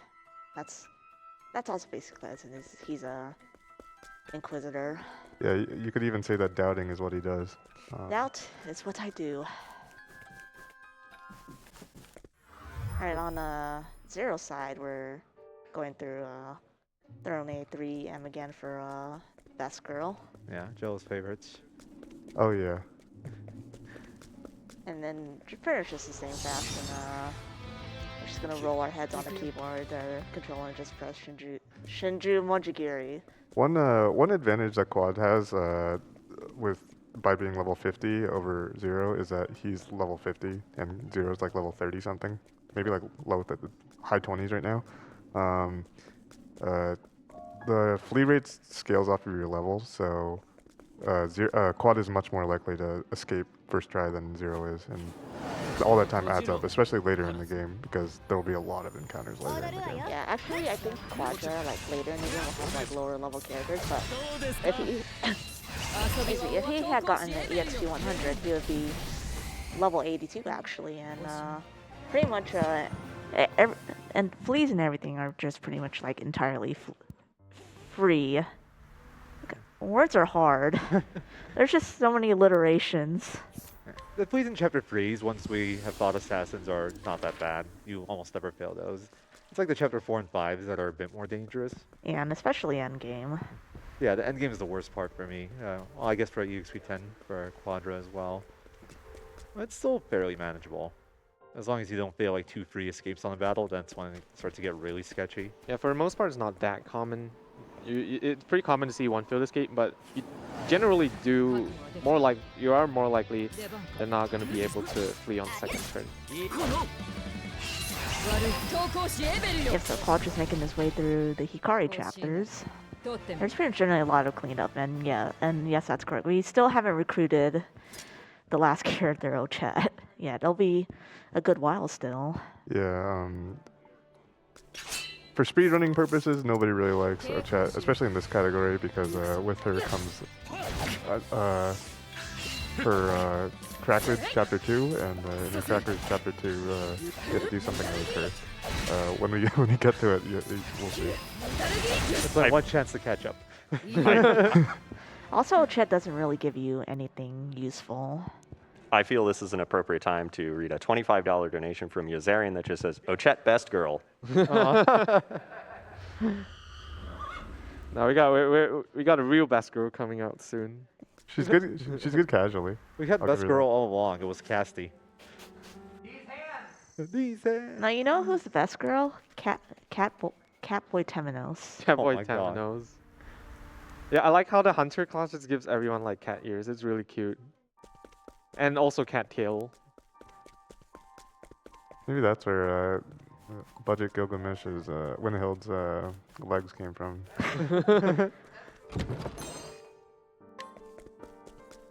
There's just a bunch of great characters. Like, in this game, at least in my opinion, compared to Octa 1. They're a lot more memorable.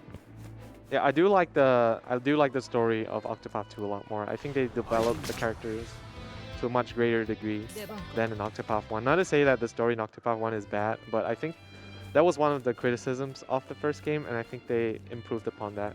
Yeah, they really took criticisms of the first game to heart in this game because this game improves on the first in Yeah, a lot of like ways. a lot. Also, I should say the other best girl in my heart, Throne. Ronnie's a good choice as well. But also, is there any Agnia fans in chat?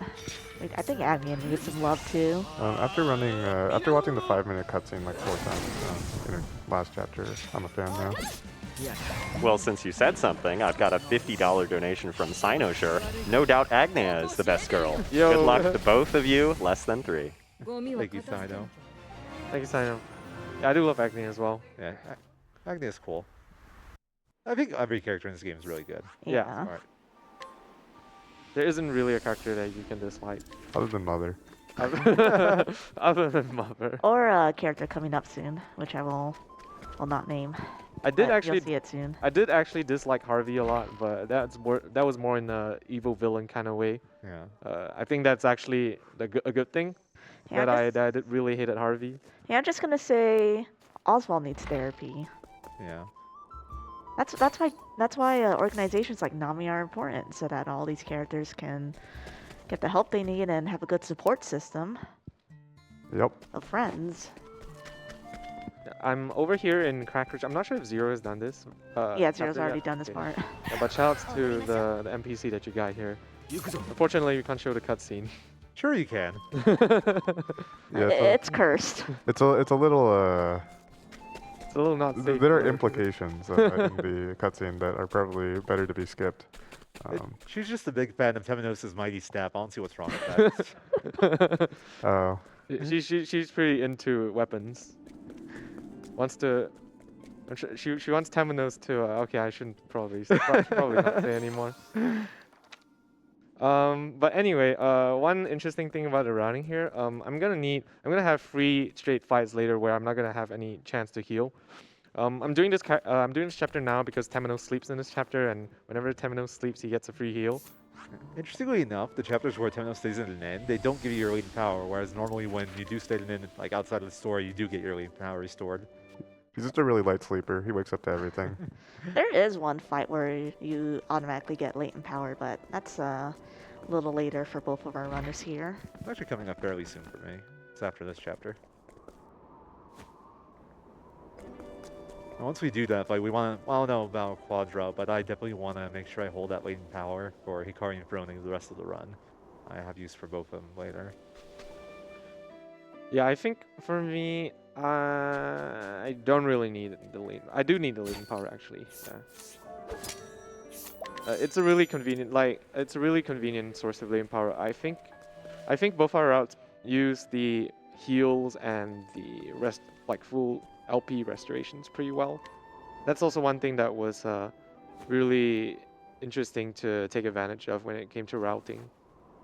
You want to take advantage of as many of the resources that the game gives you as possible, especially in the speedrun. Yeah, these these abilities that they're using are very powerful. They just take a lot of SP. Yeah, I actually, throughout this whole run, I will never have enough SP to do 3 Shinjumanjigiris. I'll be capped at 2. But we have items and heals we can get along the way. I will have to go manually restore his SP, I think, once or twice, but it's not too bad. I think Shinju Manjigiri is what, like 36? 32. 32. 32.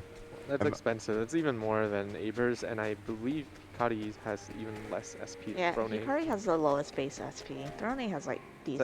Second, Okay. she's pretty low as well, I feel. Yeah, but not like Hikari low. Also, she's also one of the best girls. Veronica? Yeah, Yeah. that was not a good pull. Shout out to Veronica. Oh, well, Well, bye Veronica. this is gonna be like the theme. Nice encounter. Thanks. This is just gonna be the theme. It's like hi, bye. Shouts to Veronica though, she's jacked. You'll notice that Zero, if he doesn't notice someone going first, turn 2, he'll defend before trying to flee. That way, it's a failsafe if he fails to flee, so you can go for it right away on turn 2. Yeah, also turn-wise, generally Zero will prefer if Hikari's like slower than the other characters, just so they can get breaks in. Yeah, Hikari doesn't need a full boosted Shinju for a lot of these bosses, so if I can break before he gets his turn, I could just kill without going to turn 2, but it's turn order based. And then step ahead turn doesn't care about speed, so it's just completely random what you get.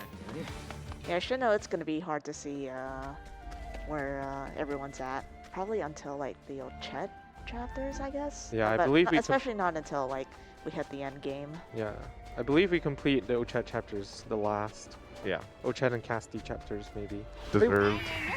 We have slightly different joint chapter order probably, so it still won't be equivalent. The first point we'll know for sure is when we enter the end game. Yeah.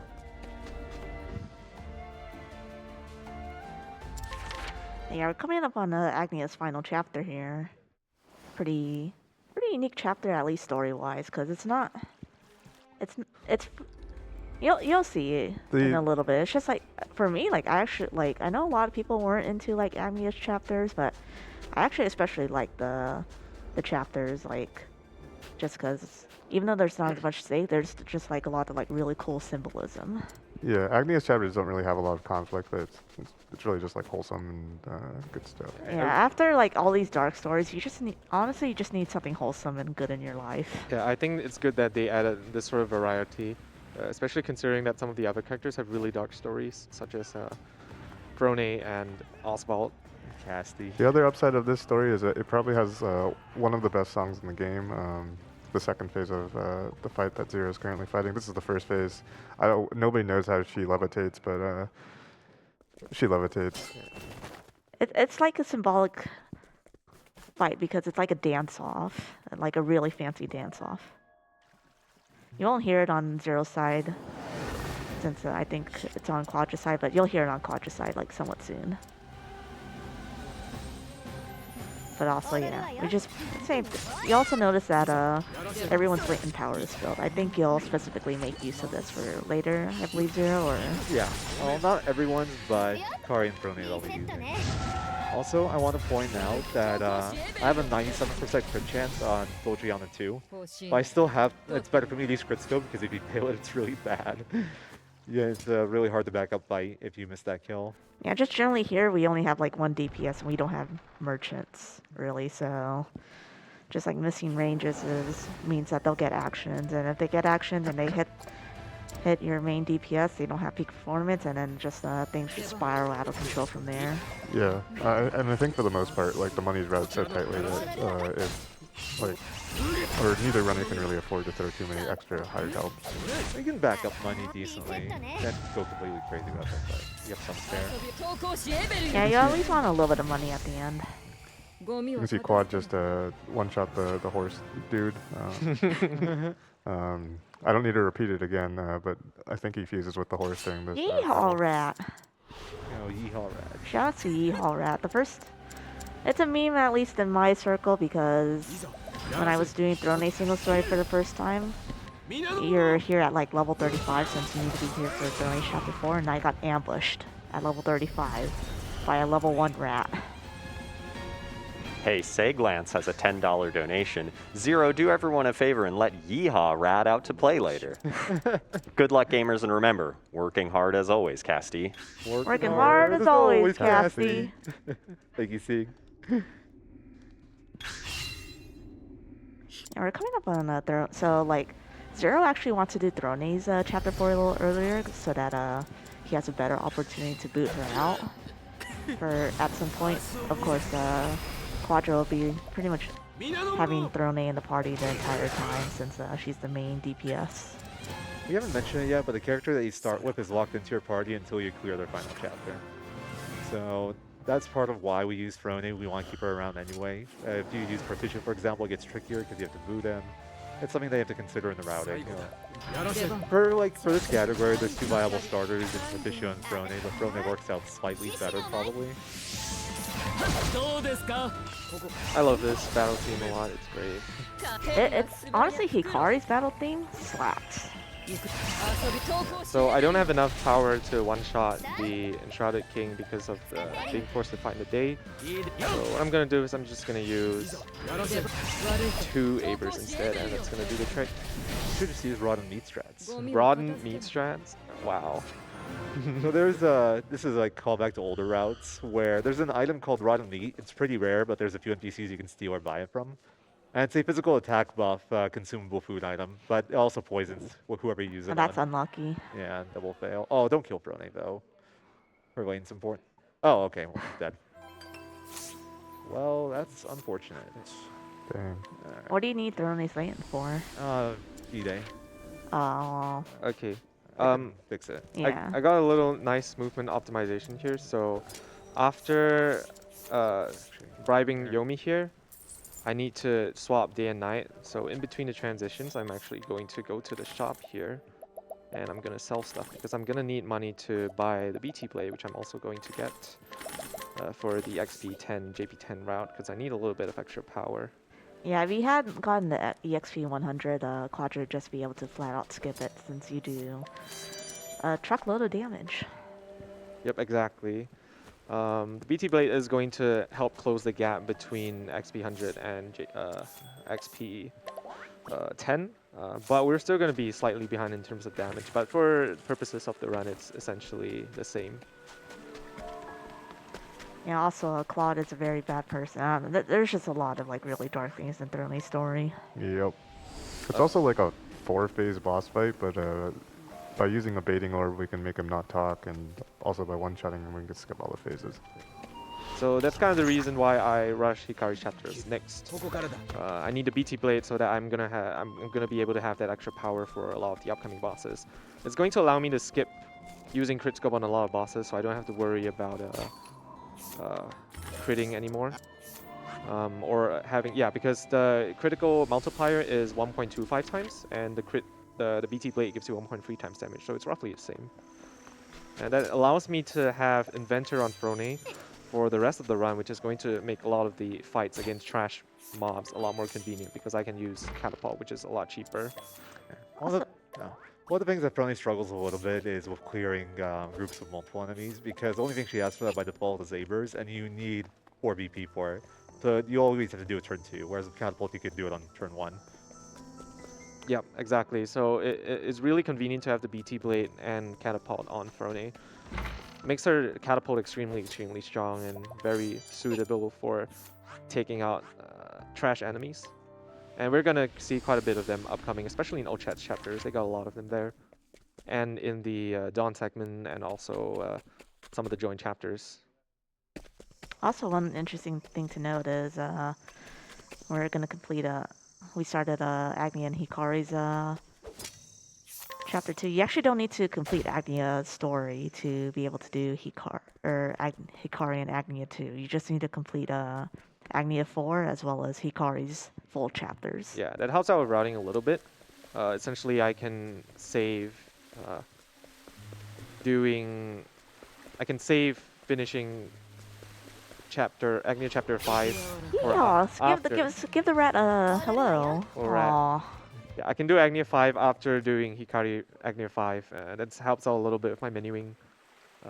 That's also the point which I'm going to also swap Temenos over to the full power break mode Temenos instead of crit scope, because I don't have to use crit scope anymore. So coming up is the last boss I'll actually be doing for Agnia till the very end. This will get her to level 35, just barely. If she was missing for any of the bosses that I took with her, that wouldn't be possible. Did But you opt to walk this entire screen? I Yeah, walked like half.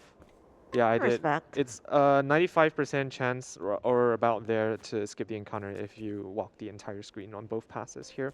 So I generally just do that. Because running all the way and getting the encounter is also not, it's roughly the same, I think. Oh no, not the stairs. The Walking. stairs are bodying me. Also, It's not the stairs and Funny Revenant. Yeah, it's the Revenant guy. It's a comedian. Big fist. But there's a few other reasons I do this boss last in this cleanup. So she's actually incredibly tanky. She has 100,000 HP and high defense. So I actually, with just Shinju damage, I don't clear. But if I do her this way with the extra levels I've picked up, I can kill her without using an extra L-stone. So a little bit of time saved there. But it also puts me in a really good spot afterwards because I need to put in Oswald, and it'll put me in Flame Church where there's a tavern nearby. And I could also start a joint chapter there, so I can do like 3 things at once. Yeah, a lot of the routing in the any percent categories are really just centered around optimizing your pathing, which is the order in which we do things. And that means doing as many things as we can per trip, or minimizing the number of warps and trips that we take. There you go. I think that's the only time we also see Sixfold Strike, which is when it holds Battle Cry from 1. Yeah, I think Quadra uses Sixfold a little bit more. Yeah, I use it on Harvey if I do early Harvey, and also on Enshrouded with the XP10 route. There. That's the only fight I get it normally. Cool skill. It hits like every weapon weakness. Yeah, hits every weapon once, and it uses like the stats of the weapon that's hitting with. It used to be used in Goldera in Octopath 1. Eventually it got routed out though in favor of Abers. So, I forgot to put a BT blade on, but it's fine. I'm going to use bars. You can fix all your problems with money. Yep, exactly. Nice. So we haven't mentioned this. It's not relevant for Zero, but defeating Claude and finishing Frone's Chapter 5 unlocks the best skill in the game called Panpakapan. Exclusive only to Japanese voices. So will you be showcasing this ability in your run, Quadra? Hopefully not. So what disguises is it disguises your Throne as a party member for however many turns. If you accidentally use it while full boosting, you're stuck in that form for 8 turns. Yeah, and we'll probably all laugh. Yeah, so basically, like after this is Quadra's don't press down challenge. Press That's right. Yeah. Yeah, so essentially it changes up the order of the skills in your menu, and it goes after the divine skill, which messes up the menus quite a fair bit. So instead of going up to your Abers, you would go right. It's a very simple thing to do, but sometimes your muscle memory just kind of kicks in, and when you're autopiloting, you don't pay attention, and you kind of just cry when you hear Panpakapan. Yeah, because it just disguises Frone, and your characters are pretty beefy. They don't go down in a single hit. So it's going to take a while before you can actually reset the fight. And a lot of times, if you want to reset the fight, you don't have an autosave that's nearby. Okay. That's Yeah, that's why you want to defend, especially if they hit Frone. You're going to have to heal her. Good thing they hit Agnia. I got to hear Agnia's voice line though, so that's a win.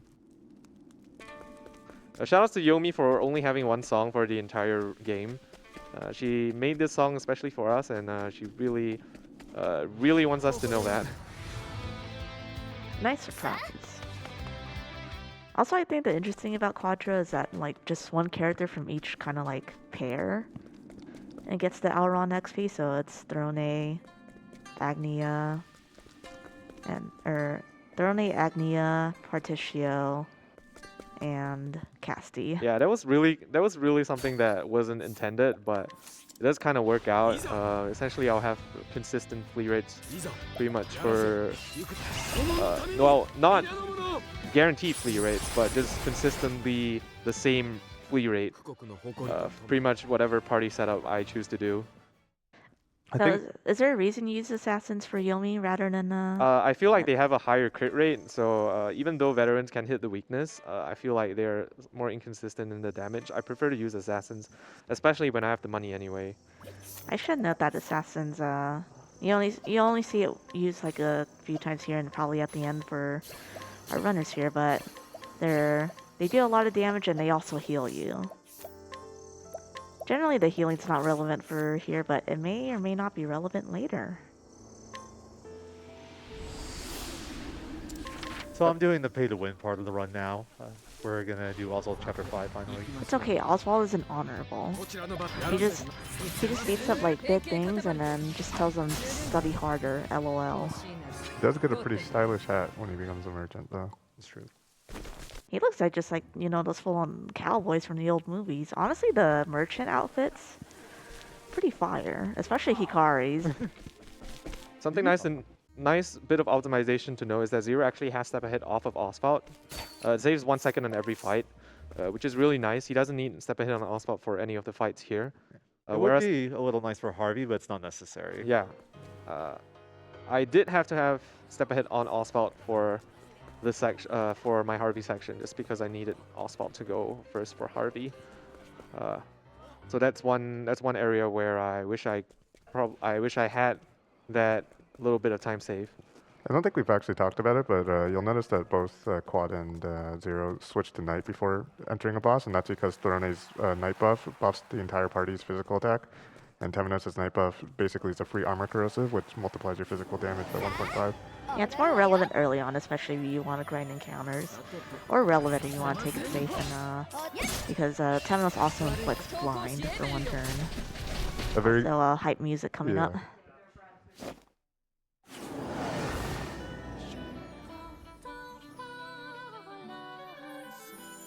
I think Quad has to use the bathroom so we can let this play for 3 minutes.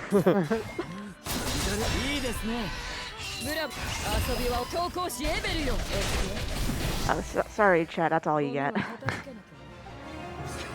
But like a very common runner mistake is to simply just not switch to Knight before a boss, and then not get any of like the buffs or debuffs you need on the boss. And Hardest part of the Octopath. Yeah. learning Yeah, the that's Octopath the speedrun, real, honestly. and then you have to suffer with taking either forever to die or forever to kill the boss. Yeah, especially if you're running the super boss category and you forget to switch to Knight before the super boss, and then you get through the first phase because you don't need the buffs there. You don't have the buffs there anyway. And then you get to the second phase and suddenly you're doing like less than half your damage, and you wonder why, or rather you know why, and you kind of just wallow in your despair.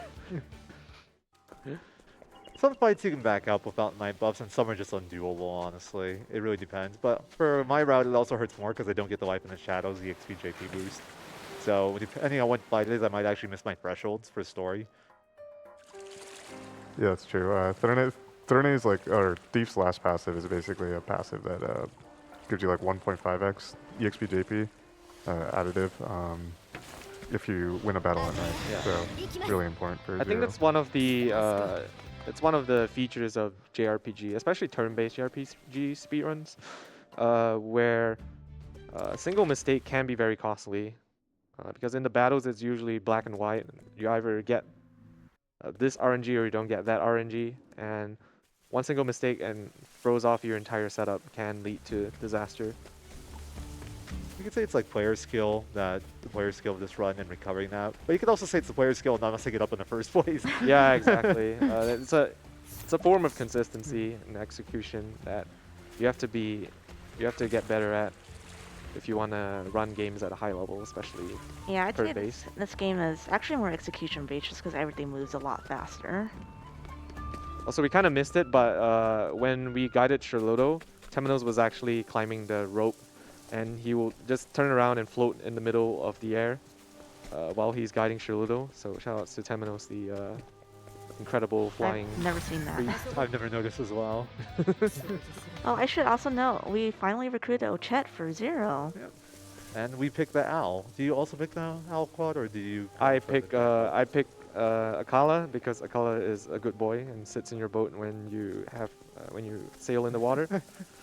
But yeah, the important thing I think Zero was probably going to mention is that picking the animal is actually significant because it changes the final boss of Ochette, which has varying weaknesses. So we picked the animal that will be more convenient for our party setup. Yeah, for me, I need to pick my Machina because the Jackal is weak to wind, and I can hit that with Casti using Connacht. That's important for me. Yeah, and for me, I pick Akala because again, Akala is a good boy, but also because Malamau, it's a real mouthful to say, but Malamau is weak to daggers, and I don't know, maybe Frone uses daggers. Really? But there are a few other differences as well. I think Malamau has higher elemental defense, and Jackal has higher physical defense. It doesn't matter because we do enough damage either way, but if it was a little bit of tighter, it might have mattered. And for provokes, Machina has a bit of a slower animation, which we will be using twice. So Shouts to Caldina being the thickest boss that I have to crit scope even though I have the BT blade. She has 100,000 HP, which is like the highest out of all the chapter the final chapter bosses, and she's got a lot of she's very tanky too. Yeah, But she also like transforms into stuff, but it's been like months since I've seen that. she also really poor. Yeah. Yeah, so fun fact, so remember Garnet gives 30,000 collect. Kalina only gives 1,200, so she's like a lot poorer than Doggo from chapter 2. In her defense, she actually drops more money than Doggo, but we'll just go with that lore. Hey, so now that we've met all of our characters, do you mind if I read a special message? Sure. LLK donates a very Octopath Traveler appropriate amount, $8.88. Hey gang, LLK here. Who's your favorite traveler? Is it Ochette, the Pokemon trainer, who says gotta eat 'em all? Casty, the star of the hit movie Purple Rain? Throne, gee Throne, how come the game lets you have 2 turns? Oswald, whose dad laser beams are at 100% capacity? Particio, who will pay you top dollar for you to suplex a train. Agnea, the true inventor of breakdance fighting. Temenos, who solves mysteries by bonking people on the head until answers fall out. Or Hikari, who hopefully never becomes a shadow of his former self. I see what you did there. This goes towards the Blindfolded Superboss incentive because I have a personal vendetta against Galdera. Kick his butt. Or butts? I don't know how many he has, but they must all be kicked. We're gonna go with one butt. So who's your favorite traveler? I'm gonna go with Mother. No, Agnea. Casty for me, easy choice. Particio. Yeehaw! I would say it's quite hard for me, and I'm a little biased, but I'm gonna try to be objective. I think I'll probably say, oh God, I'll probably say Temenos is probably my favorite. Hey, I really like Temenos. Yeah. I think Temenos is like a big favorite of many people. He's an awesome character. I would probably say like either Cassie or Agni if I were super biased, but then like like I said, I want to try to be objective. So I think Temenos really impressed me a lot. I think he's a really funny character and has really sharp wit. Yeah, Temenos is cool. They're all cool. I want to mention something real quick about my route. This is the only spot in the game I actually buy gear. Right, you went here to get more new equipment and to buy gear, because here I believe you buy 2 Imperial armors and the Rail Guard hat, right? Yeah. So Ochette needs some HP to survive a provoke later on, and Casty needs HP to survive the final boss fight. So I buy 2 there, and the Royal Guard helm. You have to actually bribe a guy to give you more info to get. Hold on one sec, I got a menu.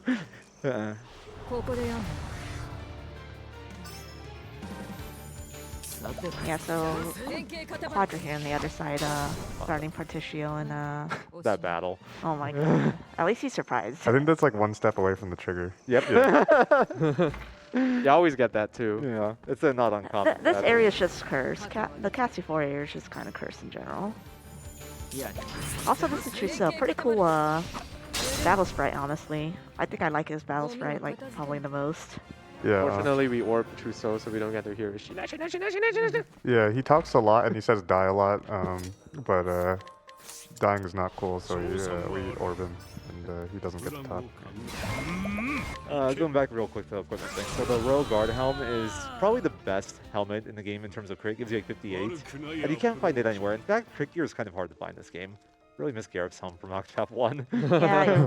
Yeah, you get like a really nice piece of body or crit body gear from doing Auron, and Zero's not doing that. Yeah, which is funny because you don't use it with Alron, but I would love it with Hikari. Yeah, it's the butler's tail coat. I have to settle for a champ guard, which gives you like 30 crit, and you get it as an entry, and Agnia 4. I think with the helm you purchased though, you have like a really consistent hit rate on pretty much everything though, right? I don't quite cover everything, sadly. I get close. Like, I will still be debuffing speed on Jackal, and I will be using Take Aim on V-Day Phase 2. Oh, that's right. Yeah. Also, we're coming up to the most consistent part of the run right here. Oh, this is the Lotto. Yeah, this is. I can't wait. Oh, first try. nice. Let's go. Yeah, so the two no. pigs in the front that Zero's whacking with stuff. you have to capture one of those with Ochet's path action in order to progress their story, and we have no idea like what the odds are of it showing up, but I think Zero currently holds the record of like 13, 15 I forget. It's something like that, yeah. encounters for it to show up. So all runners dread that part because it's so late in the run, and we've like tried our best to like try to force it in early into the run, and it just doesn't work. If you also do it early enough, like there's the force encounter, which you'll never get. It'll have to be a minimum of like 2 tries, and each encounter is just like 9 seconds. I believe it's 30%. I think we do have the data right now. Yeah, 30%. Okay. And then the whole reason we do it is just so that we can feed this kid that's following us. Because he wants a special kind of food. Yeah, and there's no other way in the game to get it at all. Like nothing. We've looked. Yeah, the game developers just wanted to put speedrunners through some Now it's my turn. mind-bending stuff. Yeah, so Quad is about to roll the encounter gacha as well. Hopefully he pulls a 5-star real quick. Let's see what we get here. Ah, no. Aww. We get a friendly neighborhood green eggs. I think both Zero and Quad actually take off evasive maneuvers for this part so that they can get encounters faster. Second try is try. pretty Pretty good. Got a surprise. That's actually a little. Oh, actually, that's. Yeah, actually, it's fine. Yeah, fun fact: if you like hit the buttermeat even once, it's 100% chance. Yeah. Oh, you also want to cook the butter meat early. If you cook the butter meat after triggering the cutscene with the palm, Ochet gets like extra voice lines and not voice lines, but extra text boxes, and it's a lot slower to do it then. Oh, I didn't even know that. Yeah, basically she gets Yeah. hungry. Oh, it's supposed to be night. Or she prompts that like, oh, I should give this to this guy, or give it to this guy. Yeah, and then Akala's or Mahina's like, no, can't eat it, Ochet. Yeah, Ochet's like whole, or half of Ochet's personality is that she's like always hungry. We should really introduce her to all-you-can-eat Korean barbecue. Is this an okay opportunity for some more comments? Of course. Yeah, we're kind of just clearing the final chapters here. Go ahead. Excellent. Laxlime donates $80. Good luck to Quadra and Zero. May your yees be hawing and your buttermeats be plentiful. Yeah, shoutouts to Lax. Thank you, Ag. The goat lacks slime. Renato donated $400. Love to see a run of Octopath Traveler. Let's get that blindfolded Superboss. Yo, thank As you a for all reminder, the donations. we did Go. need that.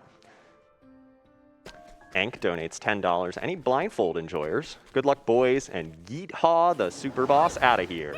Thank you, Ang. Thank you, Ang. Also, And- this is sorry, you can go. Okay. One more I wanted to read. $5 from Kirby Master. Hang on, let me take a deep breath.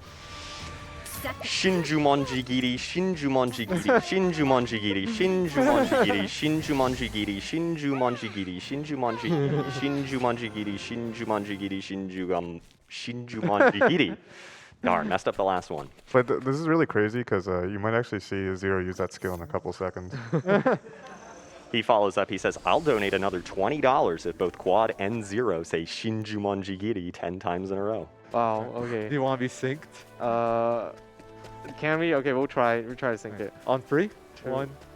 Yeah. Wait, 1, 2, 3. Shinjumonjigiri, Shinjumonjigiri, Shinjumonjigiri, Shinjumonjigiri, Shinjumonjigiri, Shinjumonjigiri, Shinjumonjigiri, Shinjumonjigiri, Shinjumonjigiri, Shinjumonjigiri. I think that's 10. Yeah. Dude, I'm more surprised Yeah. neither of you guys went to 11 or stopped at 9. Like, That was pretty in sync. Yeah, that was pretty good. Yeah. Yeah. Did all right. Yeah, also, Ochet's basically whole story is that she captures Pokemon. She gets a Groudon, shout out to Terra-kun. my ORS run, and gets an Articuno. We also get to Ekans before that. yeah. And that Ekans grows into Maybe it's more of a Arbok. I think it's more of a Gyarados. That Ekans grows into a Gyarados. Is the Buttermeat like a Slowpoke or something? The Lechonk. The Buttermeat's a differently colored Lechonk.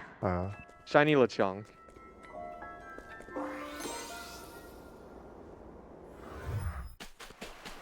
We're on the way to completing the last, or the Temenos and Throne A2, and then Quadra, I believe, will just go through the rest of the Ochette chapters. Yeah. Zero's on. Finishing up Ochette 3. I thought for a second you didn't switch it to night. Oh, I didn't, but I don't need to. Okay, I see. I am just. Yeah, like my heart sank when you walked into it during the day, and then I realized you don't have like Throne or. Yeah. Temenos buff is still relevant, but I have enough damage that I don't need it. Yeah. And I don't have Light in the Shadows, so it's not like I'm saving the HP I get.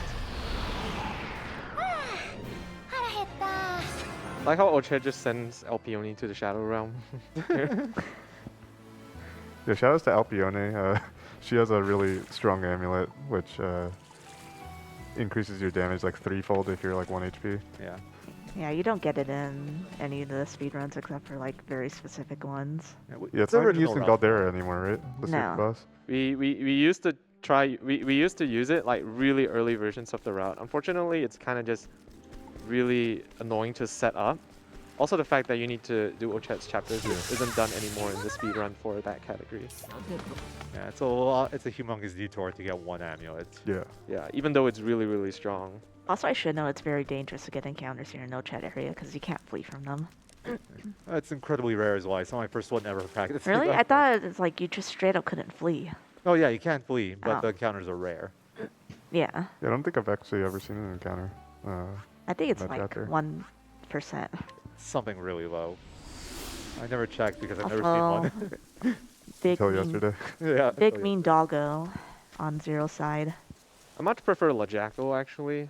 I think it has a cooler sprite. I think Mallow Mallow just looks extremely creepy. Gyarados. That's Gyarados right there. You're actually forced into doing Yeah. that at the start, which is a shame because it'd be really good to have her turn open. But see what you gotta do. Oh, also, Zero's gonna do this cool concoct here. Nice. I got an extra hit, so I don't need the Bluster Boom. If I got one less hit, I would throw a Bluster Boom in there as well to knock out the last shield, which is why I need to fight Jackal. I think a max boosted Elemental Barrage. It hits 6 to 8 times, so it's like random. So Zero pairs up Temenos' latent power with that, and then reacts to however many hits he gets from the Elemental Barrage. Yeah. If I get unlucky and get 6, I just need one more Connacht hit. It makes almost no difference. But I do need to have it just in case I do miss that range. Also, I use the ingredient there called the Sticky Flower, which reduces the enemy's speed, and that's because that Jackal is fast enough that I actually don't have guaranteed crit on it. And if I miss a crit on either of those Shinju hits, I don't kill. So you have to make sure we get the crit that way. I don't want to... I could put Inventor on someone and give people Grit Scope. But the problem with that is that Inventor's going to end up on Agnia later on. I'd already have it on Agnia, so I don't want to take it off. I just want to leave it on her. Yeah, you can see the depth of routing. Making sure we hit a lot of the damage ranges, but also we want to optimize menus and try to avoid repeating menus. Yeah, a lot of the gameplay really looks like so one-dimensional. Like, oh, you're just using Shinju Munagiri every fight. But like, a lot of like the routing and decision-making and ordering of stuff is really important for what they're doing. Yeah, Zero here is doing Cassiano Chet 2, summoning Articuno. You need a decent amount of HP and or hang tough on a Chet because these guys hit for quite a bit. Even Hang Top on its own isn't enough. You still need some HP on top because it can put you into red HP off its first hit. So this is why I bought Imperial Armor for Ochet, so I can survive that fight. Yeah, it's pretty cool because each route has like their own ways of like navigating around their issues. And even then, like, there's also other like generally like viable routes that you can do, like even for fun. Like one popular one has been the Casty DPS. So there's actually 2 types.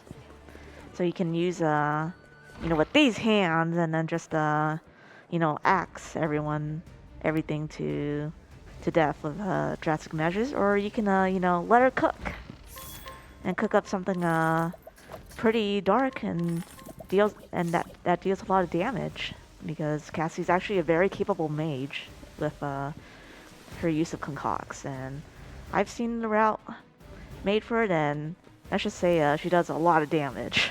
She's like actually like those concocts, they can do a lot of damage.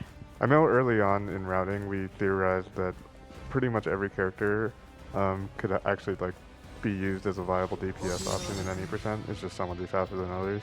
And I think that's pretty cool. Ochet also has like this glitch that never sees the light of day because it's slow. Called the provoke beasts glitch, which basically lets you provoke beasts like a lot of times in a turn. I forget what the glitch actually does. I think you can repeat the same. Yeah, one. you can repeat the same one over and over. That's right. You know what we should do? We should capture a Dreadwolf, and then we should use that in every fight. I feel like that would be much goodness. more interactive than what we're currently doing. I feel like this is a reference to something, but I'm not sure what the reference is. I'm a little uncultured. Not really. Yeah, also, you'll note that Quadra opt to also buy the Imperial armor. I believe Quadra got this idea from Zero. Yeah, essentially what I'm trying to do is I'm trying to beef up Ochet to the point where she can tank the final boss attack without having to teach her the merchant passive, Hang Tough. It's a little slow to, it's not super slow to teach, but it's still a little bit of menuing to teach.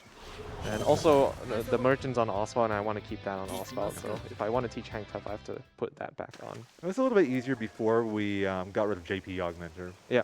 Now, like, since we own a JP Augmenter, she gets it really late and it's just really inconvenient to go out of your way to teach it.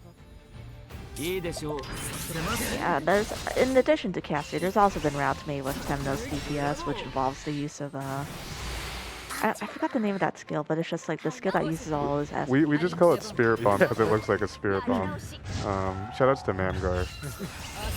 Yeah, you can even have like Oswald as like the classic mage DPS, which I should note physical DPS is preferred in Octopath 2 just because it's much easier to set up.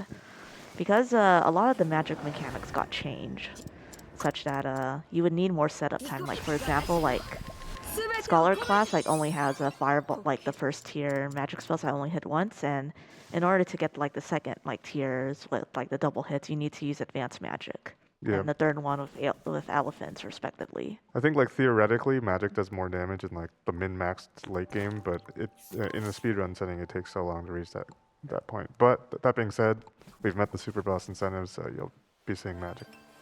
Yeah, if you like Oswald and you're just tired of seeing him look like a cowboy and looking useless, don't worry, we've got you covered.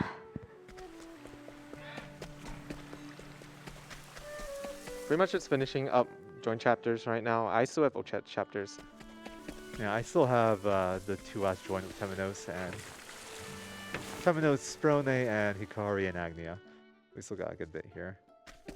Yeah, again, that little bit of a constraint of the party order, or the party members constraint is affecting Zero a bit, so he has to kind of swap out members of his party a little more often in the end game, I think. Yeah. That's why I actually do isolate the Tavern swap here is in the pretty good spots, because we have to enter it anyway to entreat one of the items we need for the quest. Yeah. Whereas on my side, you probably noticed that I'm doing all the I'm doing all the stories in pairs. So I'm doing Ochet and Casti at the same time, and I'm doing their joint chapters. And then Partitu and Oswald, I finish all of theirs, and I finish their joint chapters.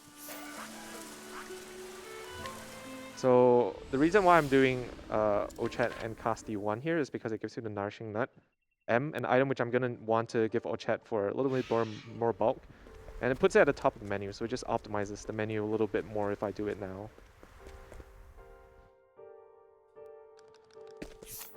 The joint chapter Zero just did is pretty much the reason why you need Agnia to be level 35, because she has to entreat 3 items and they have a level 35 requirement. So like you can just get to endgame and have an under-leveled Agnia and then be sad.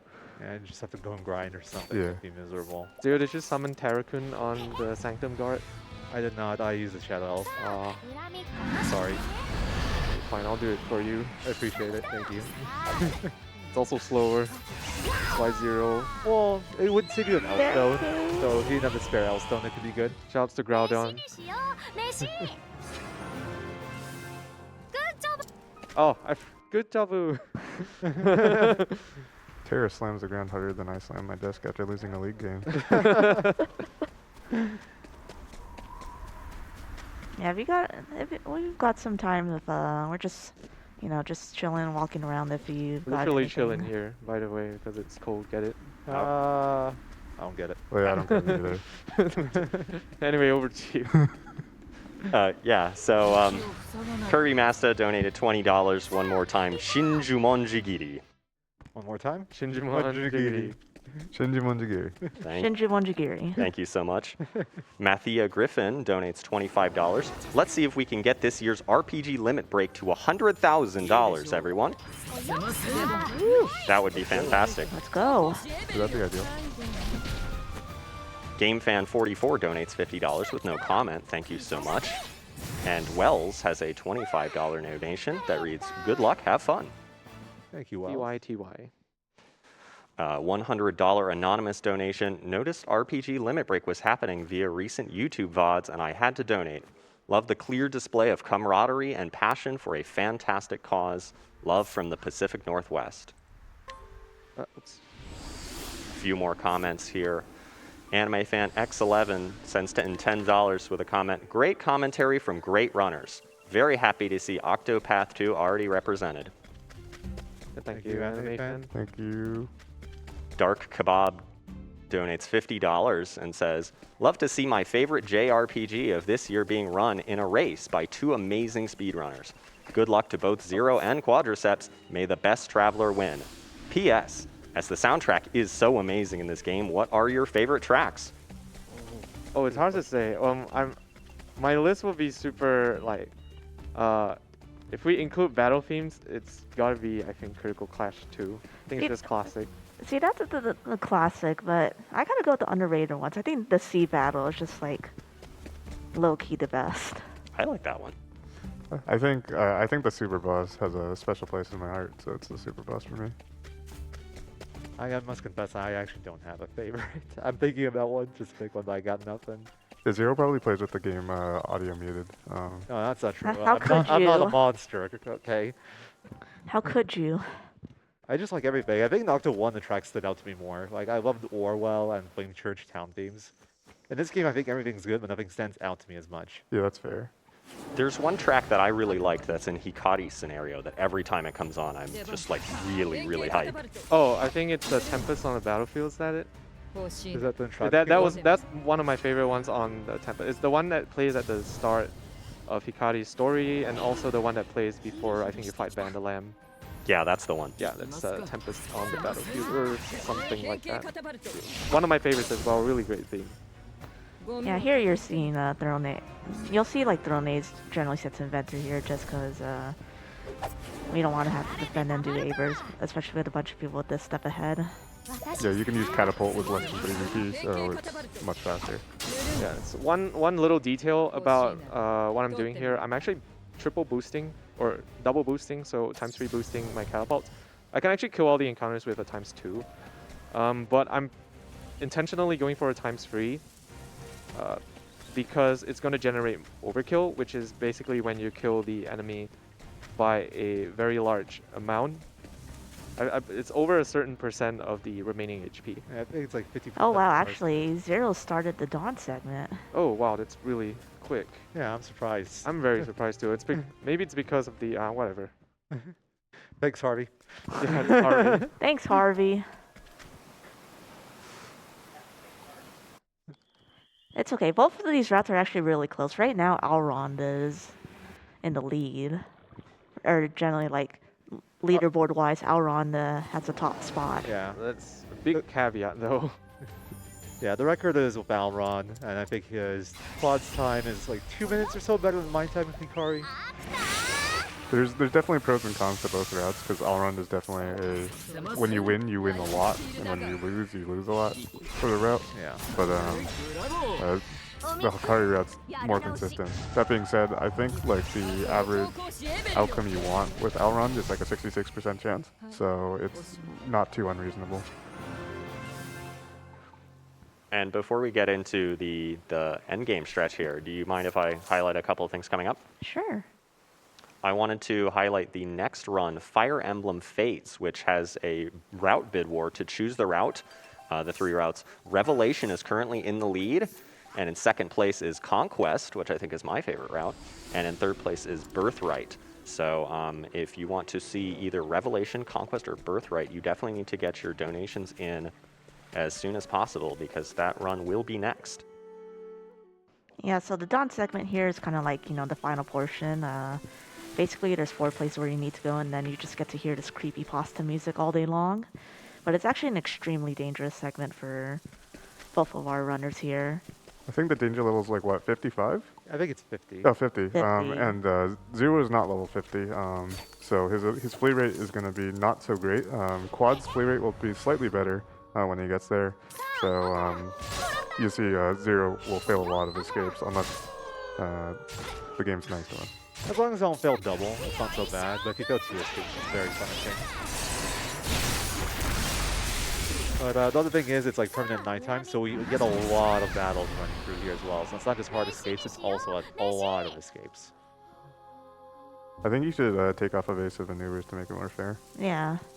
I think you should do V-Day blindfolded. For Alright. the final fight blindfolded. I actually was considering that, but I don't know, it's the item slots that are the problem. Yeah. I don't have a special save for it. You would need to like take your time to go up to the shop and just like sell all the items you don't need. Yeah. This is Arcanet. She's really old. Like really, really old. I thought she was a nice person. Well, she's old. She's a nice old Well, person. I don't know anyone in the story named Arcanet actually. So There is a character Mint that's Yeah. pretty cool. I know Quadra likes her. I like Yeah. her. She's a good girl. yeah, but no character named Arcanet. I think she just shows up out of nowhere. Also, fun fact about this fight, she has 150,000 HP. She's the tankiest boss outside of like V-Day. But both, I think myself and Quad, if we get the right turn order, we can one turn it. I definitely can't one turn. Oh, okay. So I can one turn it if I have the right turn order. Yeah. I think Quad just finished up his last joint chapter, and he'll be entering the Dawn segment too, and he'll just be. The whole goal of the Dawn segment is you just go to like these 4 locations and either kill a boss or do whatever, and there's like a torch there, and you have to interact with a mirror, and it lights the torch, and after all 4 torches are lit, then the magical thing appears. Yeah, we have to relight the sacred flames that have been extinguished. Yeah. My encounter rate has been really cursed. I keep on getting battle at the last possible second. It's like this game's version of like the go to like these 4 side dungeons and do these things, and then it opens up the path to the final boss. Yeah, not all of these sections will have bosses. The game doesn't actually explicitly tell you where to go, but there's like, if you look at the world map, there's a little bit of like purple fog around the locations you need to go to. It's not the easiest to see, so you might get stuck here a little bit, looking for where to go. Especially since there's nothing to really confirm if you don't know what's happening, if you're in the right place or not. I remember when I played casually, I had to explore around a little bit before I got, oh, this is what's happening here. Yeah, like also because like this place like everywhere is set to night, like you're getting nighttime step counter decrements and nighttime encounters, and you also basically always get the buffs and such, so wastes a decent amount of time. It looks like Quad and Zero are heading to the same torch. They're both going to be fighting a boss called the Grotesque Monster. I think Zero has a special name for it. It's SRD_27. Yeah, I think it's also from Beaverland. Is it your mascot? Yeah, I'm a fighter from Beaverland. And your mascot is the grotesque monster? Hopefully not. I was about to say. They call it the Grotesque Monster for a reason, I think. I'm gonna regret walking here. Yeah, you get a lot of encounters Yeah. here, so it's just like Hey, we made it. runners will opt to like try to walk at least a decent amount of it, so that they can decrease their chance of getting a second encounter. I remember the flee rates were so bad at one point that some people were walking entire screens in this section. I think the Grotesque Monster isn't nearly as tanky as Arcanet. I think it's worth like 120k Yeah, HP. Yeah. So I actually do an unbroken Shinju there to fill out the damage. Which is, I think, the only time in the run I do that. And yeah, their menu's gonna be a bit different because they have to swap people. They'll be handling the final boss fight like really like much differently. Yeah, the way the torches Conceptually. work is basically you need 2 specific people in the party. The statues basically tell you who the 2 people are, and the way they've like routed this is they want to minimize the amount of swaps while still being able to like kill all the bosses. And Yeah, so Quadra will opt for Grotesque Beast pretty early, but also do Arcanet like dead last. I think this specific torch is Casti and Ochet need to be in the party. Yes. And You then, notice Ochet just reached level 23. That's the level that she needs to be at to have enough HP to tank V later. And that's I guarantee that by doing the overkill on the Ochet free monsters. I didn't even know that. It's fancy. You know, I want to note too, because we haven't even noted this. Quadra's playing on keyboard while Zero's opting to play on a controller. You can do either, or you can do like a sort of hybrid. Yeah. Generally, the rule of thumb is that menuing and mashing feels a bit better on keyboard. A controller gives you better diagonal movement. Both can do both things really well. Both are competitive. Yeah, both are reasonably competitive. And it's just, in the end, just preference. Like, some of our best runners use controller, while some opt just to use keyboard, and either way is fine. Wait, Zero, can you read all that lore to me? No, I cannot. I need to read my notes. Afterwards, I can. You want to read at least one of them? Sure, I can read one. Do I actually have to read? That's a lot of text. Yeah, Yeah, that's it a lot of text. Here. So it gives you like a lore dump at the end. Wait, can I? There we go. I can't believe it. Oh, dang. I hope you guys could read fast. Yeah, I think I spoiled myself. But I know. How this, especially the Dawn 7, this game, like, story-wise, just throws you in for a loop. You're like, where did that come from? So Zero's lit all the torches. The magic thing has appeared in standard JRPG Final Dungeon fashion, and he's now sailing to the magic thing. It's called the Dania. Yeah, this is like the big head honcho boss. Yeah, the first form actually has 2 phases to it, but we never actually get to see the second phase because of the power of Orb. Orb. But also it has banger music. It does. So I hope you guys like Shinji Manjigiri because you'll be seeing a bit of it here. More than the usual amount of Shinji Manjigiri. No thoughts, only Shinji Monjigiri. Quadra here doing his other final swap. So I believe you do Arcanet last because Yeah. you basically don't have to do any menus after. Yeah, I think this phase has 200k Oh, yeah. HP, and after you reach 100k, the boss will suck you up and replace you with the other 4. But Zero's going to try to do enough damage with the orbs to just do the 200k without the boss getting a turn to suck him up. And This fight I actually think is a little bit worse for Ikari than Frone because of the ad you have to deal with there. It's kind of hard to kill Shinju's, whereas Aver's one-shots them pretty easily. Shinji Monjigiri! so Zero did the 200k and skips the whole second Yeah. phase. Also, this second phase is extremely unique because you get to fight all 8 characters, kind of ode to Champions of the Continent.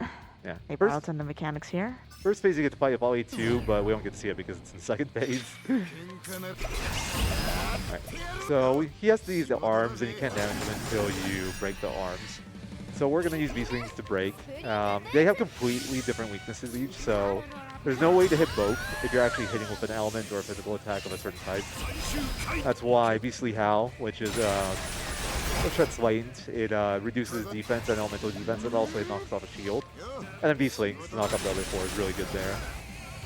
There we go. And so after you kill the arms, it's going to curse you. Yeah. This is basically just like to force you to use the other party. Yeah, this basically allows you to do like almost nothing with the people who are left.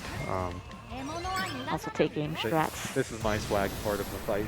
Yeah, each of our runners has a swag strat for V-Day. Yeah, so Zero actually geared up all the characters like perfectly so that everyone would survive that attack on the other party, whereas the other party would die, so it's switch to that party, and then he can break here and then go for the kill. I think the boss has 250k HP in this phase. Yeah, 250k. I'll be just barely killing that. I could, it could be less tight if I get more resources, but I don't want to get more resources. I don't know if he's used Hyenko in the other parts of the run, but Hyenko basically gives Hikari an extra turn at the end of the turn, which allows Zero to do the damage that's V-Day. necessary. Just press Shinji Monjigiri / Avers to win. Yeehaw! Yeehaw! So time's coming up pretty soon for Zero, assuming he doesn't get owned by The Yeehaw battle. the Yeah, we- Yeehaw the crop number 2 dealing battle. on Yeah, we end timing at the campfire because that's when the credits roll and the Yeah, so cutscenes play. it'll and be stuff. like 2 skip cutscenes and then credits. Once Black the- screen after the second cutscene after the prompt. Yep. What's a funny meme is that you can actually get an encounter on this screen on the way to the campfire, and it's Alright. Woo, we did it. the time loss. All right, so time's Alright. coming up very soon. Time is now. Nice, GG. GG. GG. Meanwhile, I'm making my way over This- to V-Day, so if you want to hear the V-Day theme again, banger theme. Maybe. It's all because he let Harvey talk. Yeah. That was my plan all along. That's why I fell behind at the start because it was the leader who was gonna do Yeah, Harvey. yeah. Oh, you were the one who gave. You were the one. You- You were the one who gave him an Yeah. Octopath, a Cade, and a Culture. I know. And the first try black market. Right. So my fight is a little different setup. So I think it's a good thing that I'm like exactly behind Zero. So now we can explain the fight for this route. Do you want to do it or do you want us to do it? You could probably do it. Yeah, as so well. Thorny's route is a bit different. She's gonna spam Abers, but the way for part one, it's pretty straightforward. She's just gonna spam Abers to win with some HP thief shenanigans, but And Yeah. orb. and a good old orb. But yeah, as you see, different party makeup. We have a random Hikari and Temenos, and this basically just plays the same way. You just break and The free Shinju, you do 2 Abers and an HPP unless you crit twice with Abers, which is apparently a 10% for each. So. Yeah, you'll watch that Abers will actually kill that ad that Zero was complaining about. So Thurn is actually clearly superior. Yeah, that's all I wanted to say. Actually. Also, I should mention that after the first phase, your whole party is healed and full lane again, so that's very nice. You don't have to Yeah. conserve resources during this phase. But you don't get healed before this one. Whatever you go into this fight with is like what you had before. That's why we had to make sure we had lane on Throne for both of us. Alright, so first turn is pretty much the same here. We just debuff and kill the arms, but how it's gonna play out after will be a little different. So so we didn't mention Agni Latent, but it affects everyone. Spring reboots, Latent's kind of overpowered, honestly. Yeah, take too long But to it explain. actually starts respecting speed, as you see here. Basically makes your pair of characters always go first, and they actually care about speed for the first time ever in Octopath history. Yeah, so like the tournament will be completely fixed from this point on. Yeah, so unlike Zero's party, there's going to be different results that happen here. So So here's a neat little touch. I had to do line answer to buff Hikari, but he needs crits, so he does crits go there, because Tony's crits a lot lower than Shard. Ooh, that's really tight from a chat there. Oh, yeah. Oh a my chat goodness. barely lives. yeah, but as you see here, like half of Hikari lived, but half of Thermate's party died. Hikari lives because of the KX. Yeah. Also because so you're gonna see something very special here with HP Thief. He actually put on Bolstering Break here. What Bolstering Break does is that it buffs your attack when you break, so he doesn't have to use Lion Dance. Really awesome strategy. That's really cool. Or where's the Hiyaku? You gotta give him the... Actually, it doesn't matter. And you use Surprise Attack here since we have BT Sword to do a lot of damage and Avers, and that's the fight. Yeah, since Throne is the fastest person, and Spring Boots starts respecting speed, he knows he can always use surprise Yeah. attack there to gain maximum benefit. And so, do you folks, well, hopefully we don't get the crop day encounter. Do you folks have any shoutouts? Shout outs to the Octopath community. Yeah.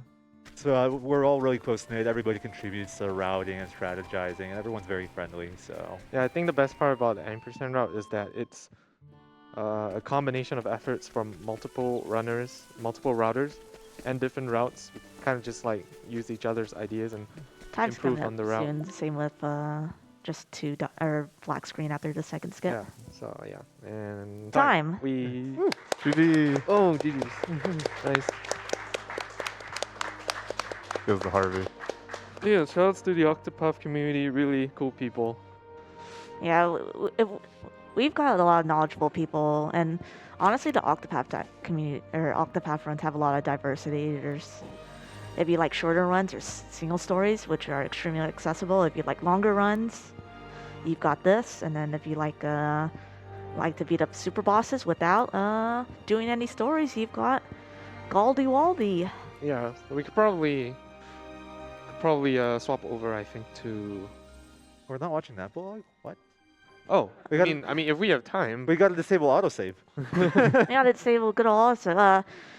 The credits here plus epilogue is like another 15 minutes. Yeah, Yeah, so- it's pretty So- long. yeah, it's probably better to just reboot the game. Yeah. Okay. Yep. So we'll Okay, I think give we're us gonna. a Yeah, I think we're gonna kind of do a very, very brief break while we set up for the incentive. So, yeah, let's. We'll get that ready for you guys in just a moment.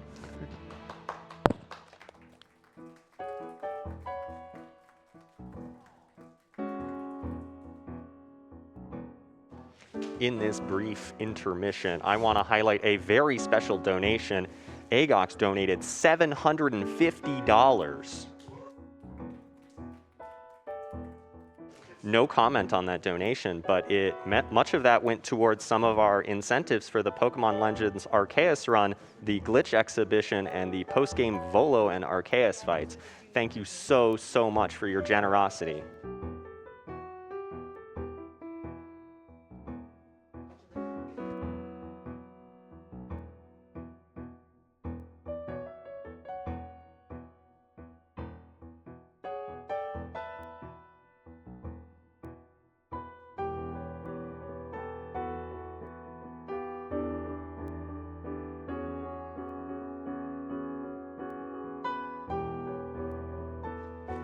And also in this break time here, I'm going to read one more comment from a friend of mine, SUMD Sadie. Good to see you and hear from you, Sadie. He donated $101 to get me to read this.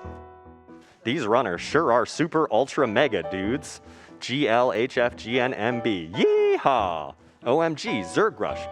Hey, Angel Pie, can you drive me down to the library? I want to rent us up some movies. Wesley, get Mama's prying bar. Dental plan. Lisa needs braces. You got greedy, Martin. Here comes two. Protect the VIP team. Flashbang. Bomb has been planted. Beep, beep, beep. The bomb has been defused. Counter-terrorist wins. Yeah, some Diener, keep on defending the internet. Congrats to Zero and Quadraaceps on their super ultra mega runs. Thank you so much for your donation, Sadie. SUMD.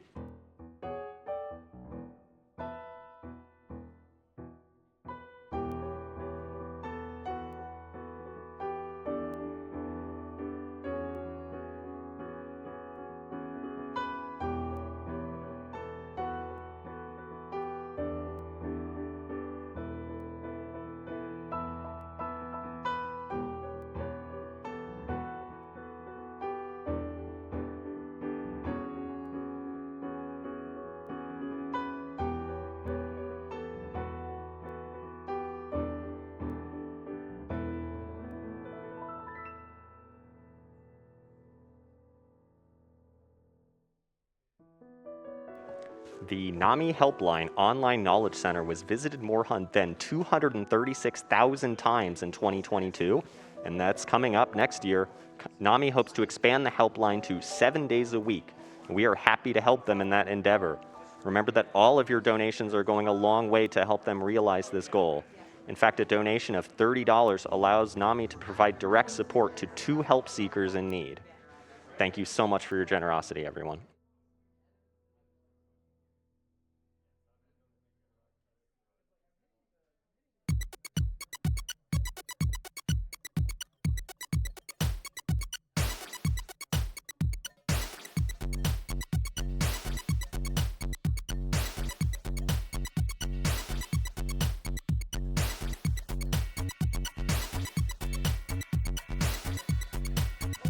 And we're going to definitely see some exciting Superboss action in Octopath Traveler 2 just as soon as we're set up. But as a reminder, our next run is Fire Emblem 14 Fates, where we've got 2 exciting bid wars for naming the main avatar and the route bid war. The current route winning that bid war is Revelation with $120. But if you want to see a different route, or if you really want to support Revelation even more, you're going to need to get your donations in as soon as possible.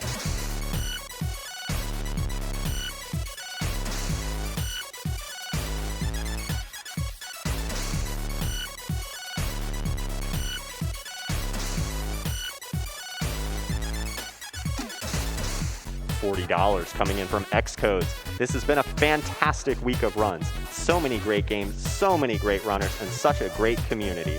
Thank you so much for that, and I couldn't agree more.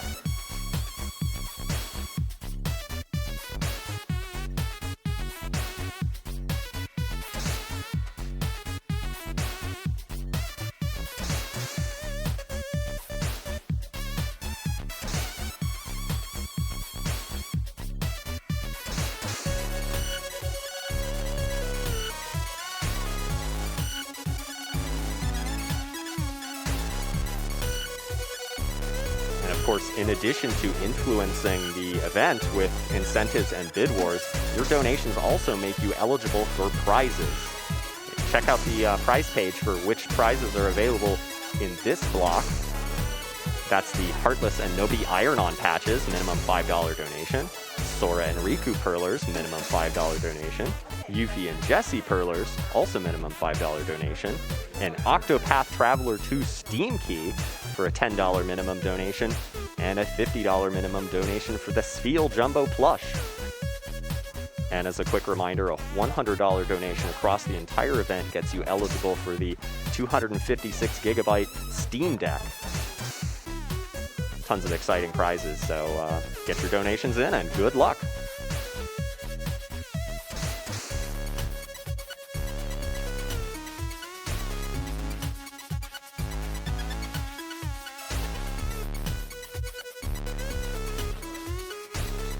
Special thanks to the one who worked on our fantastic overlays, Uro, who can be found on Twitter at ORUOLEN.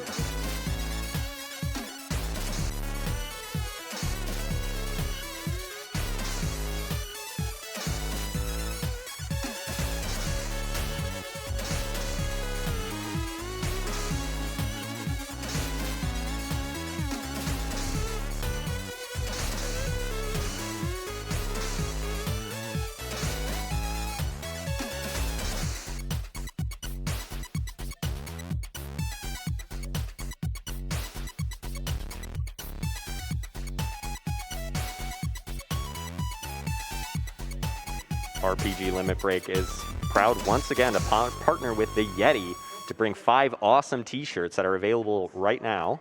Head over to theyeti.com/RPGLB. Take a look at all the designs, pick up the ones that you want, and remember, $5 from every t-shirt purchased during the event will be donated to NAMI. Remember, Yeti is spelled Y-E-T-E-E. That's theyeti.com/RPGLB.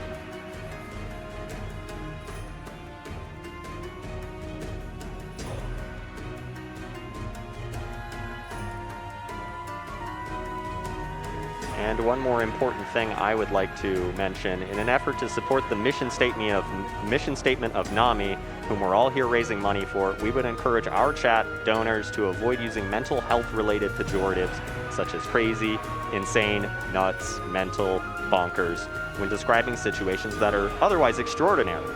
We would ask you to be mindful of the language you use, as many people do not even realize these are pejoratives.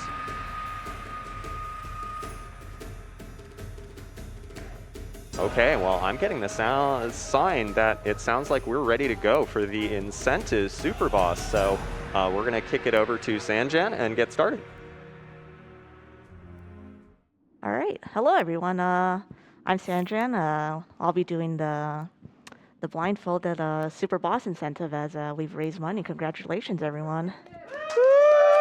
Thank you all so much for your very generous donations. I think this incentive is definitely worth donating for because it's going to show off a really, really cool fight in a speedrun, which we didn't get to show off today, but this is basically the highlight of the speedrun.